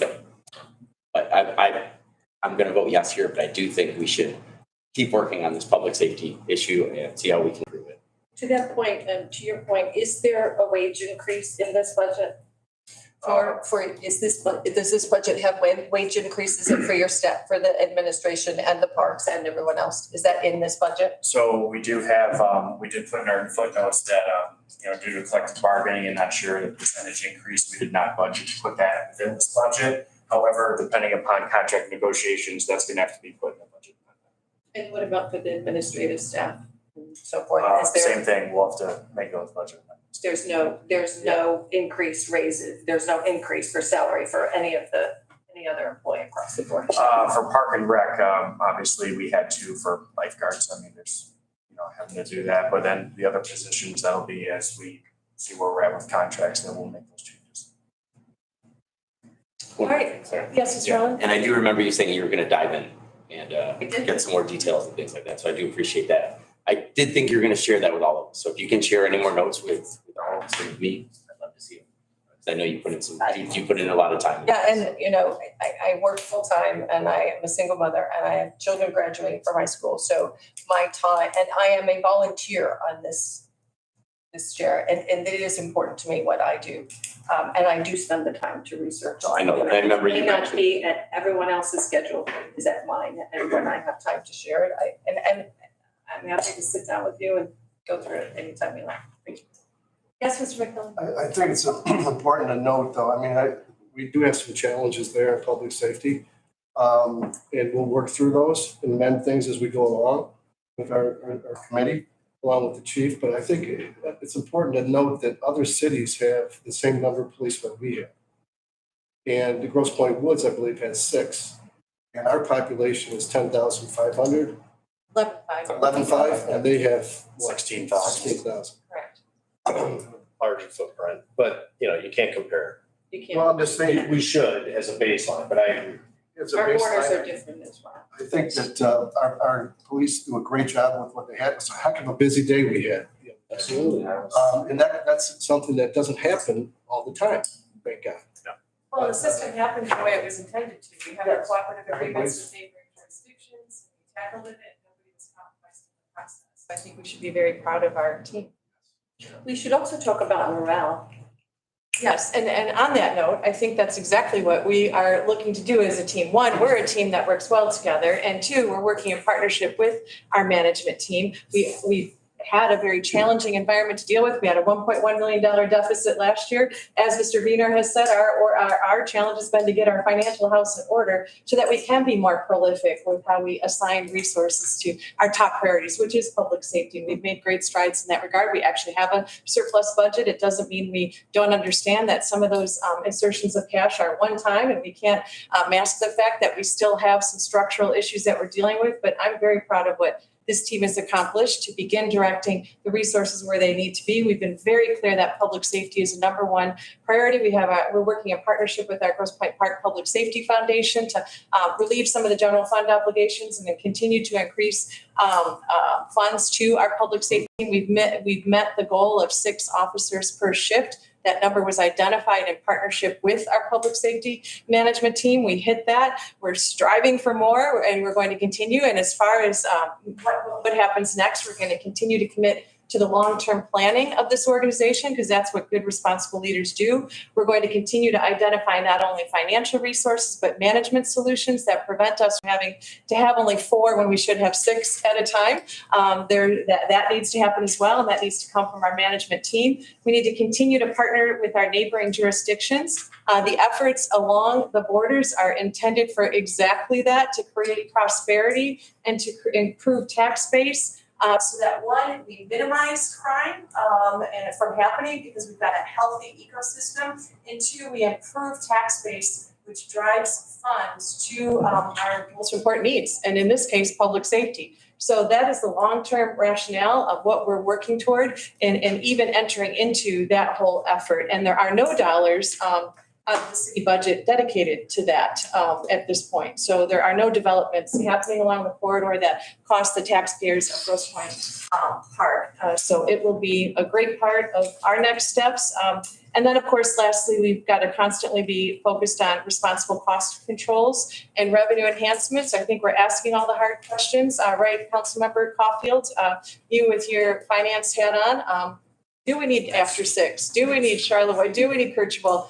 Or is there a better way to deliver that to our community so that we continue to free up resources for public safety? So I'm confident that this team is rallied around that purpose, that we understand our budget, that we're working hard to address all those issues. And I'm very pleased by the progress we've made. I'd like to tip my hat to the team. It's been a pleasure working with you all as we are diligent about this. Mayor Pro Tem Caulfield, I think we've had, fun might not be the right word, but we've certainly dug in deep and we're looking at all of those issues. We have a lot of work to do. We got to keep the brakes on, or excuse me, the gas on. And yes, the brakes. There you go. And with that, I think we're prepared to move forward with a roll call vote.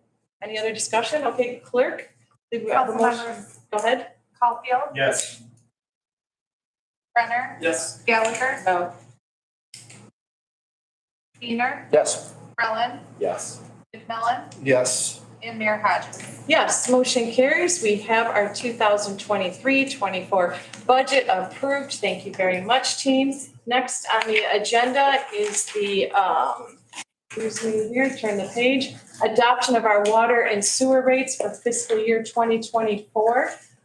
The resolution, the lengthy one, is before you, council. Is there a motion to approve that? Moved by Wiener, is there a second? Second. Seconded by Caulfield. Administration, is there anything you'd like to present or can we move right into discussion? Just as we discussed in the budget workshop, 3% increase, which again is just taking, what the increase from GLWA passing along. So that's why you see that reflected in the water sewer budget. And then, the capital improvements, we're gonna be able to hit quite a bit at ERV, the water main project in St. Clair, the treatment cleaning, and we're just continue on. Any questions or comments? All right, clerk, can you please call the roll? Councilmembers Caulfield, Yes. Brenner, Yes. Gallagher, Yes. Wiener, Yes. Rellen, Yes. McMillan, Yes. Mayor Hodges. Yes, motion carries. Next up, adopt the FY 2023-2024 annual curbside recycling rates per household. Is there a motion to approve the rate increase of $3.06 per year per homeowner for FY 2023-24? So moved. Moved by Wiener, Second. seconded by McMillan. Any discussion? Clerk? Councilmembers Caulfield, Yes. Brenner, Yes. Gallagher, Yes. Wiener, Yes. Rellen, Yes. McMillan, Yes. Mayor Hodges. Yes, motion carries. Next up, approve and authorize the special assessment roll. The motion before you is the resolution to approve all unpaid toters / bins and utility bills as of 12/31/2022 on the tax rolls as a lien by creating a special assessment and to approve the service charge of 15% of the outstanding amount to cover costs and expenses. Is there a motion? Motion approved. Moved by McMillan. Is there a second? Second. Second by Caulfield. Any discussion?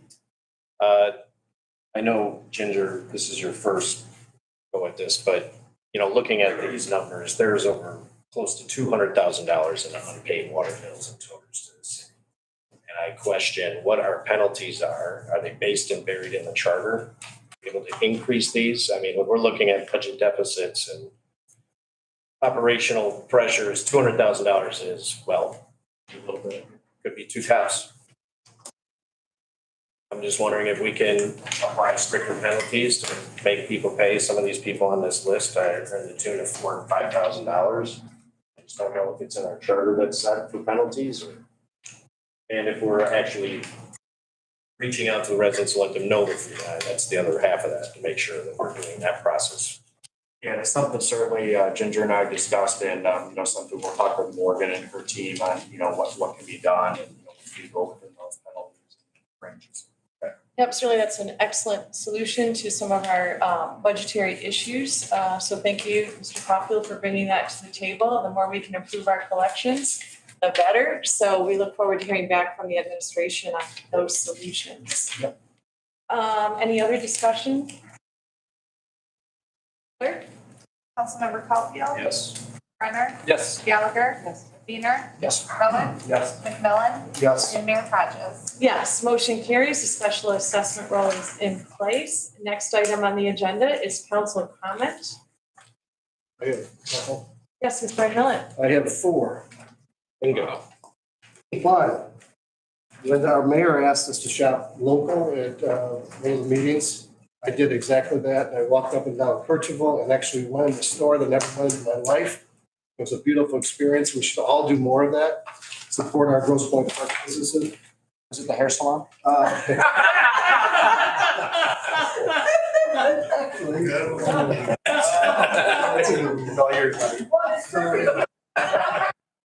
Mr. Mr. McMillan, his last week was Michigan Small Business Week. So your timing was Okay, perfect. good. And then the next one was that our deputy chief Bostic threw out the first pitch. And last year, yep, we got it there, okay, good. And last year, our mayor threw it out and she did a great job, but But I'll I tell you did what. not get invited back, But so. I'll tell you what, the You're not deputy sending chief Bostic is a former professional baseball player. So boy, did he do a great job. And I want to thank the police once again because they came with the fire truck and led the parade and it was beautiful. Kids had a great time. The next thing is the National Police Week. I'm working on getting some dinners, so we'll deliver dinners every night of the week to the police around 5:30 or 5:45. So as people are coming on, they'll have a chance to enjoy food. The people that are going off their shift will have it as well. And my last point, my last number 4 is that a budget is a budget. We all have budgets for our own homes, and we have a budget here today. And I feel good about the budget, and the budget does move. Sometimes it goes up a little, comes down. We have to be able to be flexible to move. So I'm happy with our job we did on the budget today. So that's all I have. Excellent, thank you, Mr. McMillan. Anybody else? Yes, Mr. Brenner? Just real quick, I know, just to reiterate, Nick mentioned the DPW open house, May 22nd, was it 4 to 6:30? 4 to 6:30. May 24th, very important, a community listening session regarding Trombley School at Okulski Theater, 5 o'clock till roughly 7 or till everyone has said their piece. But Wednesday, May 24th, community listening session. Come in, share your thoughts on what you would like to see at Trombley. This is really just your city listening and trying to advocate on your behalf. We, again, have a limited role considering it is owned by the school system, but we would like to share with the school system and let the school system be aware of your thoughts. So Wednesday, May 24th, 5 o'clock, Okulski Theater. Thank you, Mr. Brenner. And I would just like to salute all of the graduates out there and the parents who got them there. That's so exciting. And then too, some great things have happened in the last couple of weeks, one of which was the Respect for Law breakfast. And once again, one of our finest was acknowledged at that time, Officer Baton. So we have so much to be proud of. And then, of course, the prayer breakfast and the community luncheon that's convened by the schools. So thank you to all for making those things happen and really building and growing our community in a meaningful way. With that, I believe we're ready for. Oh, I'm sorry, Mr. Rowland? I'll ladies first. Ms. Gelder? So just an update on the survey that I sent out for Trombley Elementary School random survey. I have received about 50% response, which I think is really quite incredible, given our discussion when we were doing the master plan. And I had said we only had less than 10% of a response, and the comment was, well, that's a lot, and we've had such a great amount. So I'm very excited about the fact that thus far I've received 50%. Actually, I've received more over the last couple of days. They do still continue to trickle in, so the numbers will change. But as of the 50, it's actually 51% that I've received thus far.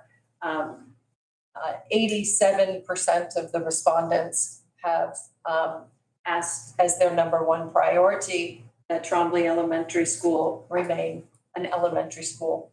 The number 2 and number 3 slots average between the 47% and 63% for a childcare program and a childcare program and some kind of a basic back to learning program at Trombley. There was 52% of the respondents saying no, completely scratching off the single family home, and 47% scratching off multi-use for Trombley. As I said, they continue to come in. I received 2 this morning when my mail arrived. And so I do have to update those final numbers. So I think by the end of next week, I will consider it a final and tally all of those and share the responses with this body as well as with the Grosse Pointe Public School System, with the ad hoc committee that was created, as well as the full board. How many did you send out? In total, I sent out 150. Thank you. Any other comments, Mr. Allen? Thanks, Mayor. One thing is, I'm wondering if we can move public comment before. That's what we were just discussing. Oh, really? Yes. We've been bringing that up the past couple of weeks. Because we were gonna close doors, so I don't know. how Right, that's yeah. going. We just need to make a motion to amend the agenda. Let's motion to amend the agenda. Is there a Are there any other council comments Yeah. before? Okay, sorry, my Yeah, I'll end apologies. it. Oh, yeah, sure. But I just have one question. I know Councilwoman Gallagher, you sent out 150, but how were they selected? So I have a list of voter registrations, and by the way, I need a full nother list, if I could request that now. So it's just says, it's a voter, the voters in our community, and it's a voter at, and it has just an address. So it's not a name or anything, and it's on sheets of paper, and I've got stacks of them. So 150 could be somebody who. So I picked, it's just from our district, I picked the 12th one, and then I picked the 17th one on every page. Okay. And whoever they are. So that, and I flipped the page, and then I just said resident at, and I wrote their name down. So I don't know who they are, I don't know their names. And I, within that, I put a self-addressed stamped envelope, return address to me, with them, with asking for the responses. Thank you. You're welcome. So I want to say thanks to Marty and his team for the Little League Parade. We've been doing that for 14 years off and on, and my daughter now she's 15, but she's like, we got to go to the parade. I'm like, what parade? She's like, the Little League Parade. I'm like, okay, that sounds fun. And it's been fun every year, seeing so many parents and kids up there, all smiles. It's the one time you see all the dads holding the kids' hands with a bigger smile than the kids have on their faces. So it was a great success. We have a run, walk, and roll on June 17th, starting at South, and that's benefiting palliative care at U of M Mott. Well, you'll see some more information on that coming out on Facebook and other places. June 7th. June 17th, yeah. Which also coincides with the Pride March in the Village, which will be 1 to 3, I think, in the afternoon. The walk will be in the morning. The Pride Parade and the Pride festivities are pretty cool. If you haven't been there, please stop by. If you have any questions, let me know. I can connect you with those people. Moms Demand Action Against Gun Violence came to Ewald, and I see Michelle in the crowd. Last week, state representatives, our speaker, Joe Tate, came, answered some questions, told us what they're working on, how proud they are of what they've accomplished and what they still need to work on and how we can get involved. Some of the things they talked about was gun sense, gun safety, a program called Every City, a program against ERPO, ban on assault weapons, to call your rep, email your rep, send letters to your rep on things you want accomplished. Community violence interaction is the next one coming up. And again, this is a nonpartisan issue, so we all should be concerned with all the stuff that happened this week. I think we all really need to not just watch and talk. I think we actually need to like they say, demand action. I want to thank Anne Marie Rogers and Michelle White for putting that on and sharing all the starting data as well. And I believe you're probably going to talk about Wear Orange, but there was a proclamation sent to City Council for Wear Orange Day, which will be June 2nd to the 4th, to bring awareness to gun violence. I'm sad we weren't able to put that in agenda. I understand we missed the deadline, but this is something that's so important. I wish we would have bent a little. Light up your house in orange, ribbon your trees, reach out to your rep, or the actions that I'm saying. I'll let Michelle do that. I'm also going to be posting more information on that. Another event that happened on Saturday was the Female Adult Prom. Female is spelled with a PH, and it's a program that helps at-risk mothers, women that have been abused, neglected, or left for nothing. We raised $25,000 that night. So I want to thank Janelle and her board for putting on a really fun night with some old 80s music.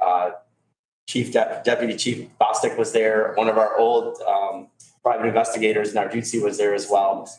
And then about 140 people from our community. So we had a great time, dressed up a little bit, and I want to really thank them.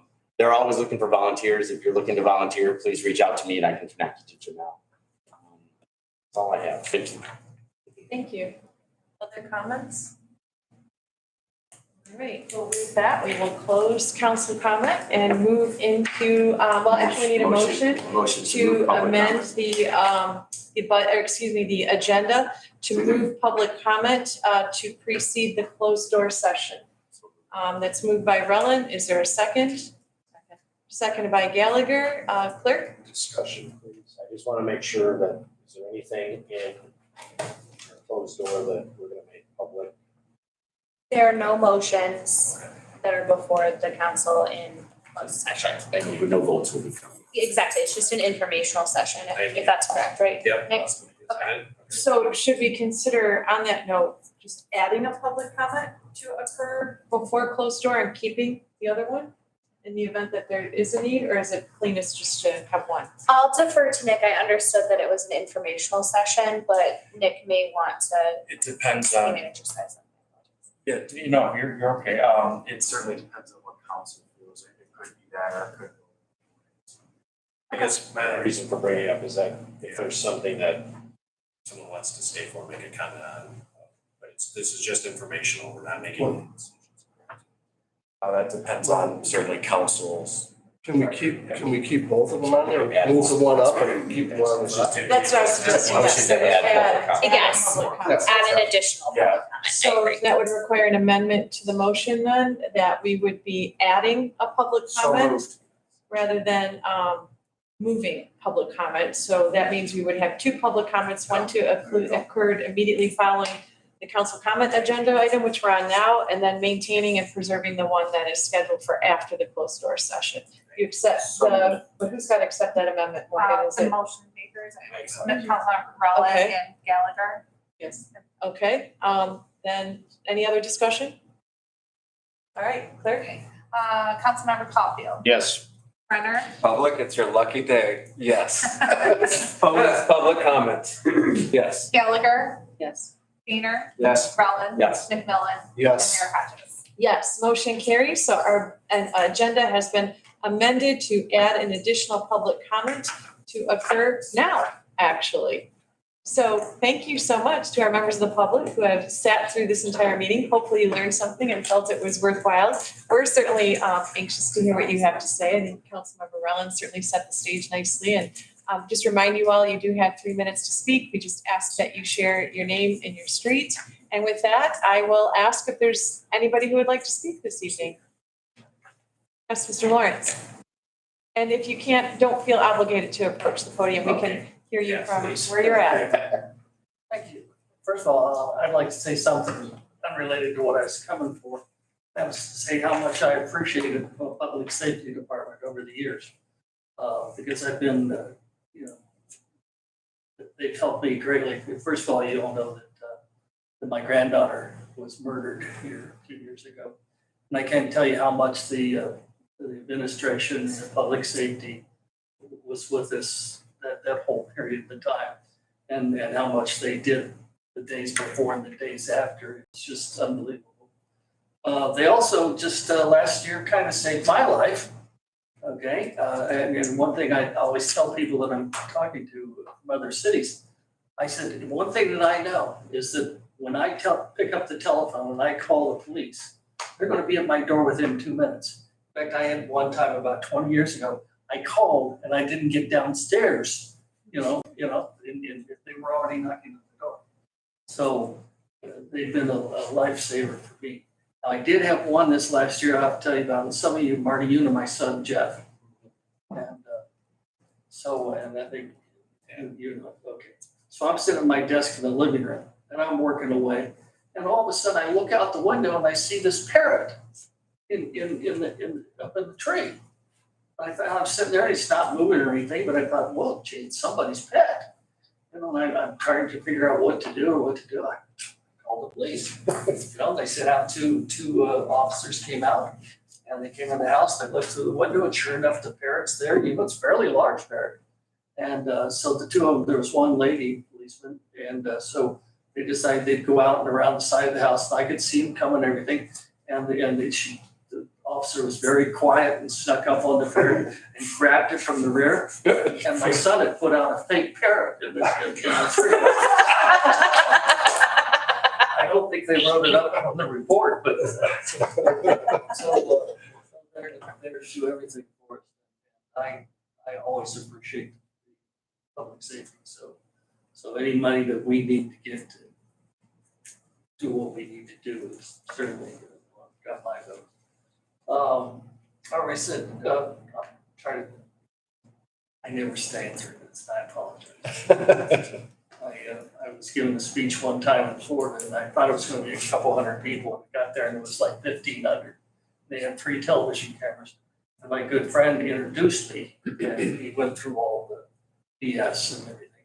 And at the last thing he said, and now I'd like to introduce my friend, Dave Lawrence, the Ernest Hemingway of bullshit. Yes, okay. It's okay, you have to know for 1 second. We never knew. Okay. So I live on Harvard. I've lived on Harvard for 45 years.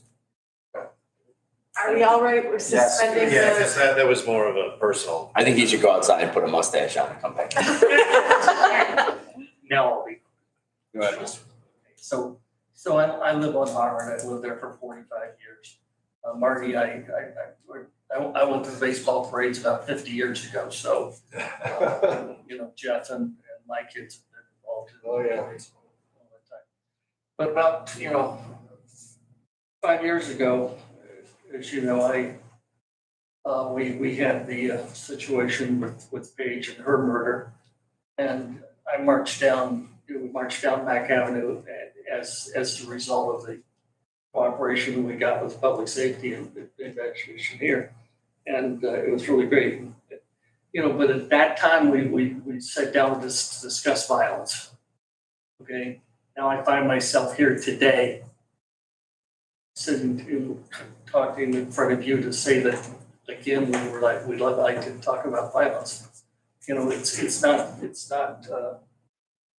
you talk about awareness. We don't have to worry about awareness. It's on TV every night. It seems like we have a mass shooting every weekend. And, while I really believe that I've lived here 50 years. 50 years ago, we all felt like we were in a bubble. We're not in a bubble anymore. It's every place. I was in the theater at Paris the week before the mass shooting in Paris. I was in Istanbul on a corner that 1 year had mass shootings in a lot of cities. I was working in an administration building in Riverside, California, where there was a mass shooting. So I would say, maybe I should move. But we're here to talk about violence, and I sent each one of you a copy of a proclamation. And I understand you're not going to have another meeting before Winter Orange Day, but if there's any way at all we could do the proclamation before the June 2nd, it'd be appreciated. But, there's a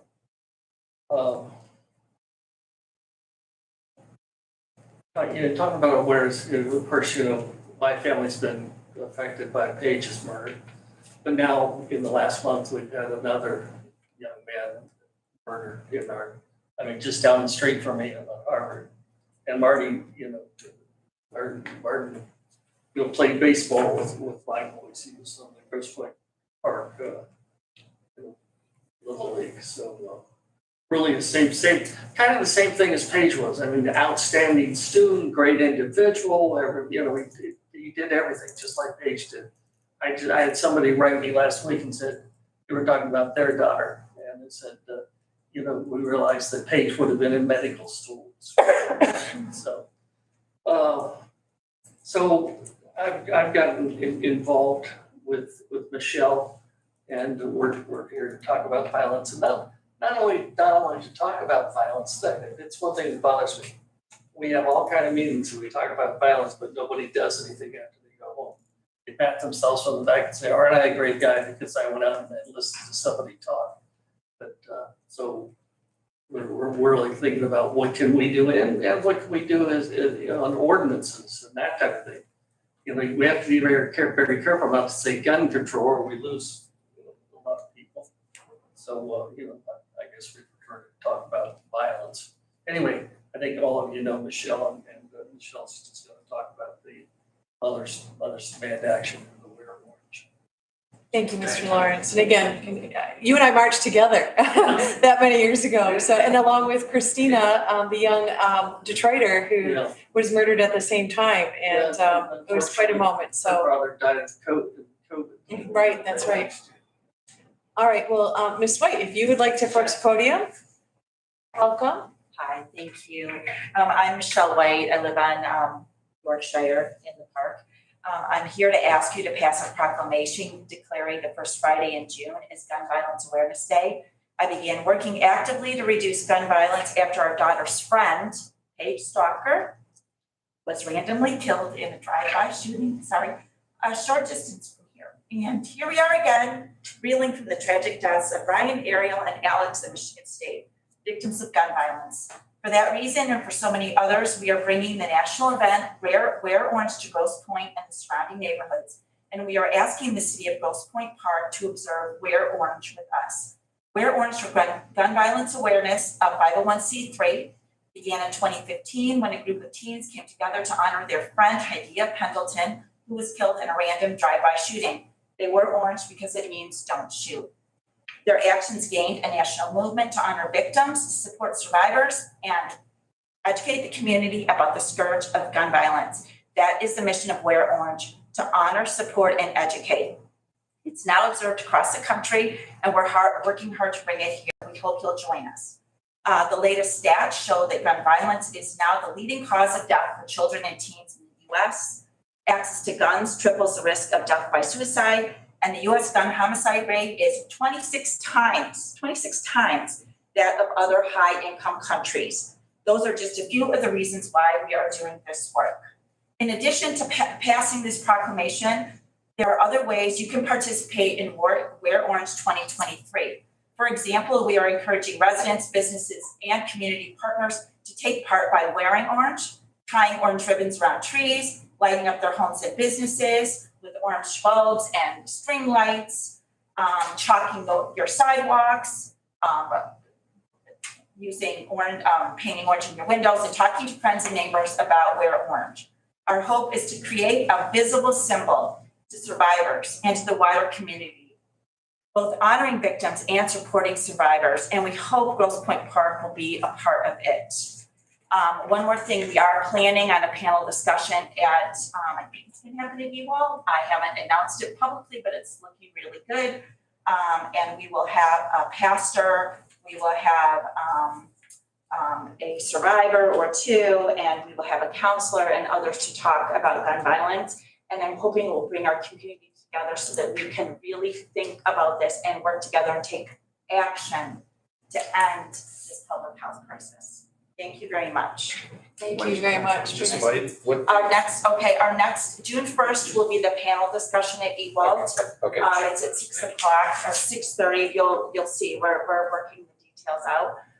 And then our next Moms Demand Action meeting, which you have to know is a separate organization entirely under the same umbrella, but we are separate entities. Moms Demand Action is more of an advocacy group. And our next meeting is June 8th at Ewald. We try to move it around the points, but it depends on space in terms of what's available. So I really hope I understand that we somehow missed that. There was a community member that wrote to Mayor Hodges, right? And Late last week, yeah, I thought it was earlier from her. She had, she had taken that on herself. She's in her early 30s and really passionate about this. And I think she was struggling with where to send it, perhaps, and that's why. So I see that we missed that.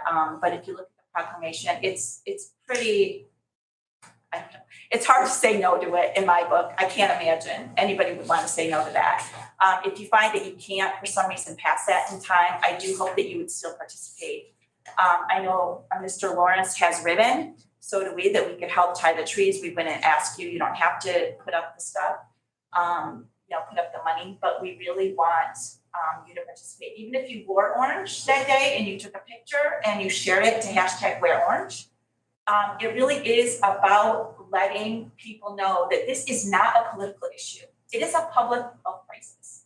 And if we can't get past that, we're not gonna be able to save our kids. So that's where we are. Thank you. I know I hit my limit. Well, it's an important Thanks- issue, and I thank you think for being everybody patient with me. here, you know, certainly takes it very One seriously. thing that Thank we you so talked about, much. one thing that we talked about that would be nice is we'd like to maybe consider putting orange ribbons around the light posts in the business districts.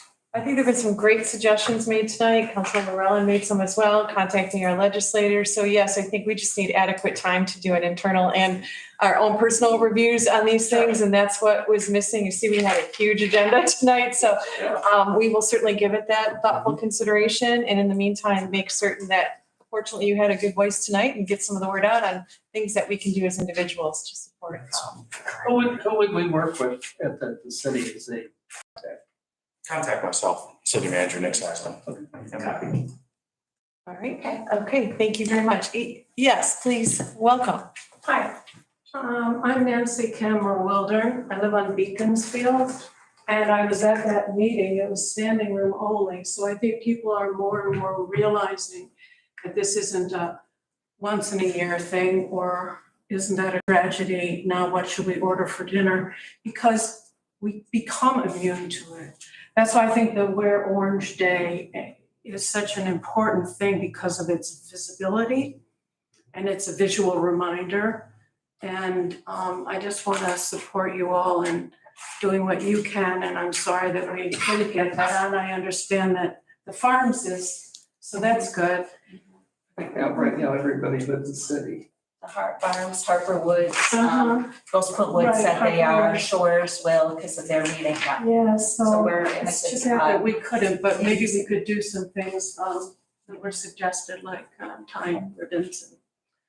And that's just the beginning. I think we really need to dig in a lot. Well, my understanding is the other cities edited, had time to edit theirs, isn't that right? And Harper Woods has not They haven't approved, presented it yet, and I'm sure, I think. or the May- city or the Shores. Or was it? Harper Woods passed it. Yeah. Harper Woods passed theirs. Rose Point Woods, I was told that it is for sure, it's a different process for proclamations in the woods. Shores, the mayor has said, I don't see anything wrong with this, but their meeting's a little bit later.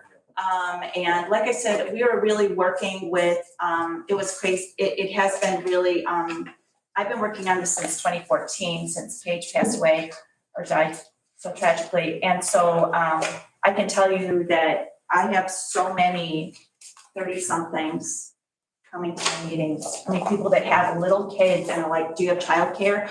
They're finding childcare to come to meetings at a library. I think that's kind of unusual. I really do. There are people that stepped up and said, I will babysit your children so you can go to the meeting. Right. So I think All right, you're guys, I do have Thank to you. It's honor okay. our Thank you. rules so Yes. I that. just want to say it's not political. It's just a health crisis. Thank you. Thank you very much. I appreciate you. Thank you so much. I believe we have another person here who would like to speak. But I did want to interrupt the particular discussion. Right, and I think we've concluded that, yes, and thank you for your thoughtfulness Thank you. and your endurance. Well, I'm Mary Catherine Ashley, and I live at 10 Jefferson Court. I'd like to pretend that even though I'm just one person here, that you see 100 people behind me, because I want to make a comment about DT&E. I phrased this question, I don't want to know where Grosse Pointe Park is in terms of dealing with DT&E. I want to know where is DT&E in terms of giving us answers, because I think the onus is really on them. It's not about, we have neighbors that have written letters, and we know that the council has been involved. But it really does take a group. I mean, if 5 people in Grosse Pointe go to DT&E, and I'll be one of them that's going to complain about what happens when you lose electricity for 2 days or 3 days or 4 days, whether it's where do you go sleep and what about the meat in the freezer and that kind of thing. It's really about their responsibility. And when I hear DT&E and the report say things like, well, it was a problem with the transformer, it was a problem with the wind, the communities do not trim their trees sufficiently, taking all of the blame and putting it back sometimes on us, sometimes saying the transformers, but if you know transformers are a problem, then fix the transformers. So that is really my question. Where is DT with you folks in giving you the answers you want so you can respond to your community? I guess that's really. Thank you, Ms. Ashley. Yeah, of course, we're on them, right? And I think Nick and I were just chatting, perhaps we could bring Ms. Rickwalder, our contact with DT, into a meeting like this to speak to the community and update the community and hear some of the concerns. Or perhaps Councilmember Brenner, it's something the Community Engagement Committee could take on to hold a listening session. It is a recurring theme, no doubt. So yeah, I think that's probably warranted. May I say one thing real quick? Of course. I appreciate the letter that you sent and I've been encouraging.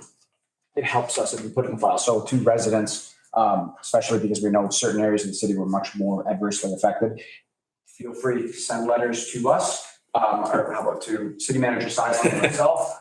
We will consolidate it because again, that we add it to the file because again, as you said, a unified voice, more voices, that does help add pressure. We have been in conversation with them. We are trying to escalate it, but your voice absolutely at the squeaky wheel, right? The more feedback we get, we'll absolutely consolidate that information. We appreciate it. And you know, there is something about when you lose your electricity, especially when it's in the winter and it's the heat issue. You don't need to worry about the meat because you can put that outside on the patio.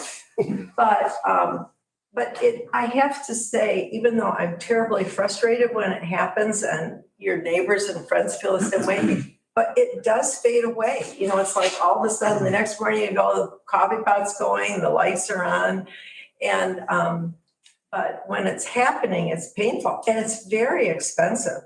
When we had one of the brownouts, it burned out the motherboard on our oven. It was $590 to replace it. And it was even a rehab one. You couldn't even get new ones. And DT didn't help you with any of that?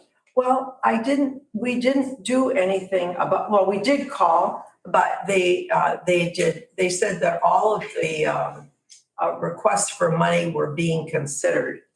So, and I did want to know, does the city know, have people been remunerated for loss like this? No.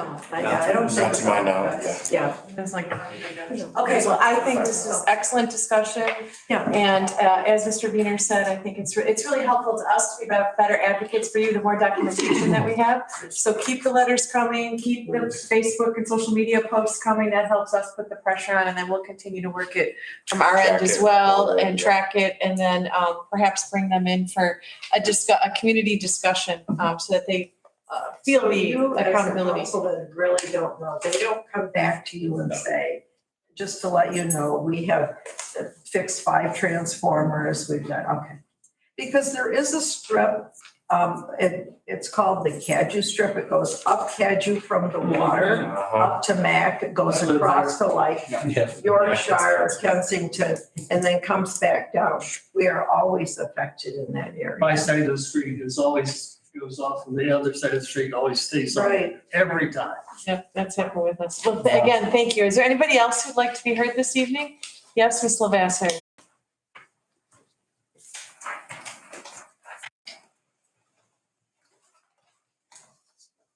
Ms. Lavasser, I live on Pemberton, and I just want to comment about the fun things that Danny Beaver is putting in front of the boardwalk at Patterson. One time I went up there was a really interesting pterodactyl that he had created, and now there's a really cool armadillo, but it's really a fun display of things that he's finding. It's a statement about what's been put in Lake St. Clair from the beginning of the 1900s. He's finding all kinds of stuff. I think it's neat, and that's all. Great, thank you for that input. All right, anybody else? I have a couple questions. Yes, Mr. Torres, please. Elvis Torres from Cromley. Manager Sleisman, you said there's some event tomorrow to talk with the session, the police, is it the police or something, public safety? Tomorrow there's some kind of event? DDA, or Downtown Development Authority. All right, at what time is it? 7:00. That's all on the Grosse Pointe Park council or city calendar. Awesome, thank you. The other question, I was here last month when we had the presentation from the contractors about the water and sewage improvements and all that stuff. And obviously they were talking, I remember his comments about left pocket versus right pocket, all that good stuff. Obviously, he discussed that the 3% will be just a pass through about the sewage and water increase. It's more like I'm not expecting an answer right now necessarily, but at 3% only, I thought we would consider, again, I wasn't here for the budget meeting because I have other events, but I would have thought they would have considered perhaps, I don't know, a little bit more to help with budgets and stuff like that, right? That we have some issues. So I just didn't know, obviously I can discuss in more detail later, why only 3% was decided for that. And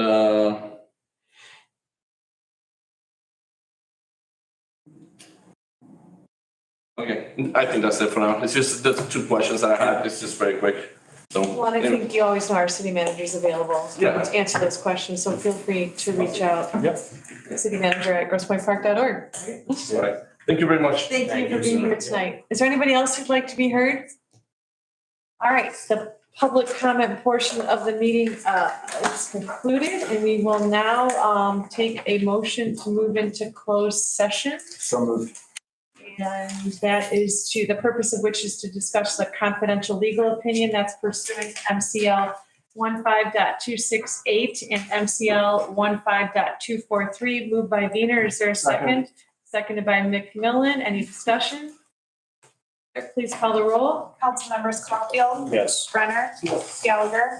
Wiener. Yes. Rowland. Yes. McMillan. Yes. Mayor Hodges. Yes. Motion carries. We are moving into closed session. Thank you all. You're welcome to stay. We will return to open session to